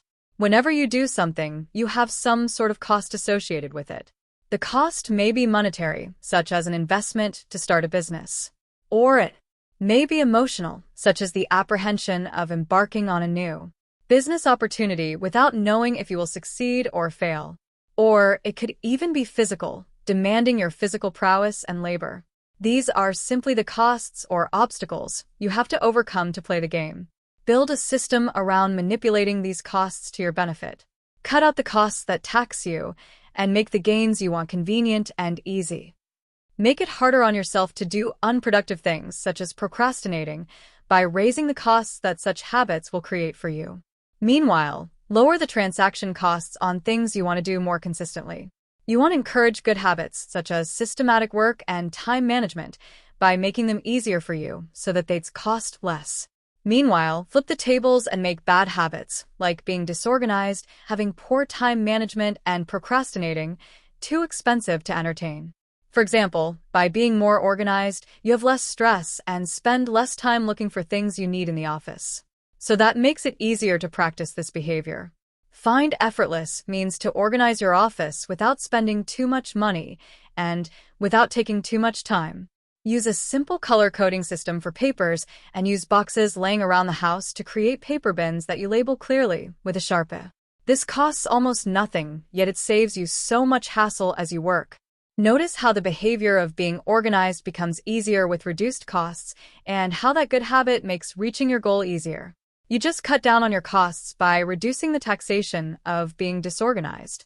Plus, you expended almost no money or effort organizing your office. Make undesired behaviors cost too much. Train yourself to view bad behavior as something that is too expensive to engage in. For example, raise the costs of unproductive behavior by forcing yourself to climb 5 flights of stairs to smoke or eat chocolate or browse your phone. Let's look at how to generally manipulate transaction costs. The first part of this is to make good habits cost nothing. The reward must be greater than the cost for a good behavior. This is the only way to motivate yourself to make positive changes. For example, you might make it easier to be organized by spending less money on an organizational system for the office, and you can make it so simple to find things in the office that it reduces stress at work. Make bad habits cost a lot. You won't want to engage in a bad habit if the costs outweigh the profit. A good example is to reduce unproductivity by making time that you spend not working lose you money. Consider how Ned could have reduced his transaction costs. The amount of work he put into his business became too much for him to handle alone, and he quickly hit his maximum, where he could not function anymore. By making work easier and being disorganized harder, he could have made his life and work much more efficient. He should have made his bad habits, working 12-hour days, too expensive for him to afford, and his good habits, organization, practically effortless. Gather all information first. This system is about gathering everything you require for a project before you even start the project. Find the information that is critical to the project and try to complete your research phase all in one go. This system saves you the time of trying to gather resources while you are immersed in your project. You can focus on the project rather than on gathering resources and information. This removes the hurdles that halt momentum. You can use momentum to roll forward, making the project easier to perform as you are in the middle of it. Having to stop your work to find out information or find a supply can kill momentum. Momentum is when you work without stopping, letting each completed goal build on top of each other to make the next goal easier to complete. For example, before a big work project, you may need a team of people with certain skills or a single partner. You may need some basic supplies or a specific software. Even consider the office supplies you will need, such as pens and paper, and have them at hand. Gather all of the resources you need and have them ready before you even commence working. Also, list all of the information you will need before working, such as contact information for other workers and the deadline, so that you do not have to search for this information while you are busy. Think of it like carrying all the groceries out of your car in one trip. In Carrie Patterson's book Crucial Conversations, he suggests some of the information you must gather or assess before you embark on any project. Assign responsibility. Ask who is responsible for what. Assign a name to each task that must be completed. This is essential for creating clarity. You want to have a leader, a person in charge of budgeting, a person in charge of marketing, a person in charge of human resources, and so on. For every aspect of your project, find someone who can handle it. If you are handling everything by yourself because you are working solo, then delegate responsibility to yourself by splitting your tasks into different roles and then performing each of those roles separately at different times to ensure you complete them. Specify your desired outcome and expectations. Be very specific about what you want to accomplish and what you expect to do. Having a target outcome can guide you in success by making it clear to you what tasks you have to complete and how you need to work. Specify how much work you want to get done, how many units you want to sell, how much money you want to make, and when you want to meet your goals by. Go ahead and set clear goals that are both reachable and inspiring. For example, you may want to look at previous sales and say, okay, we sold 1,000 units last month. Let's hit 1,200 this month. Determine the deadline. You probably have a deadline set by your boss or client. If you don't, set one yourself. Nothing will motivate you like a specific date when you must have a project completed by. Deadlines can give you a clear guideline for how to structure your time and when to meet milestones. Make sure to set a realistic deadline. Do not promise someone the moon and then not be able to deliver. You want to set a deadline that gives you plenty of room to complete something by taking into account potential setbacks and challenges that cost you time. Have a follow-up plan. You don't want to think of your current goal as the finish line because life goes on after you reach the goal. What happens after the project? What do you do next? Have a plan for the steps to take once you complete a project and what goals to move on to. This can motivate you as you have more things to look forward to. Also consider following. Gather physical resources. You will need different things to get something done: money, people, software, office supplies, materials. Find out what you need and obtain all of it. Identify obstacles. Knowing the obstacles beforehand can help you determine how to mitigate them. People will have a ton of enthusiasm when they brainstorm ideas. They see only sunshine and are eager to press on. When unexpected obstacles arise, however, their enthusiasm runs out and inertia sets in. If everyone involved knows what to expect and thinks of these obstacles as hurdles to overcome as a team, then morale will not be so heavily impacted. If you see no obstacles in your path, you need to brainstorm more to account for potential pitfalls. Back to our example of poor Ned. Imagine how much easier things would have been for him if he had organized his resources and gathered information first. First, he should have organized his office, putting notes where it would be easy to find them when he needed them. Next, he should have found the software programs that would have let him automate emails, newsletters, quotes, and invoices, which would have lessened the workload he carried by himself. Finally, he should have anticipated the volume of work coming in so that he could have managed his time better and handled his workload more efficiently. He should have set deadlines and made sure to meet them. He could have considered hiring someone else to take on some of his responsibility had he estimated how much work he was going to gain. On top of that, he should have identified challenges and prepared for them, such as having too great of a workload. Then, he could have mitigated these challenges with a bit of forethought. Gathering all of these resources beforehand could have saved Ned so much work after he launched his business. Daily systems streamline work and cut down on the amount of willpower you require to plug on in life. They make actions systematic, and therefore they encourage progress. You can avoid failure in your life by using systems to implement efficiency and forward progress. Don't be a Ned.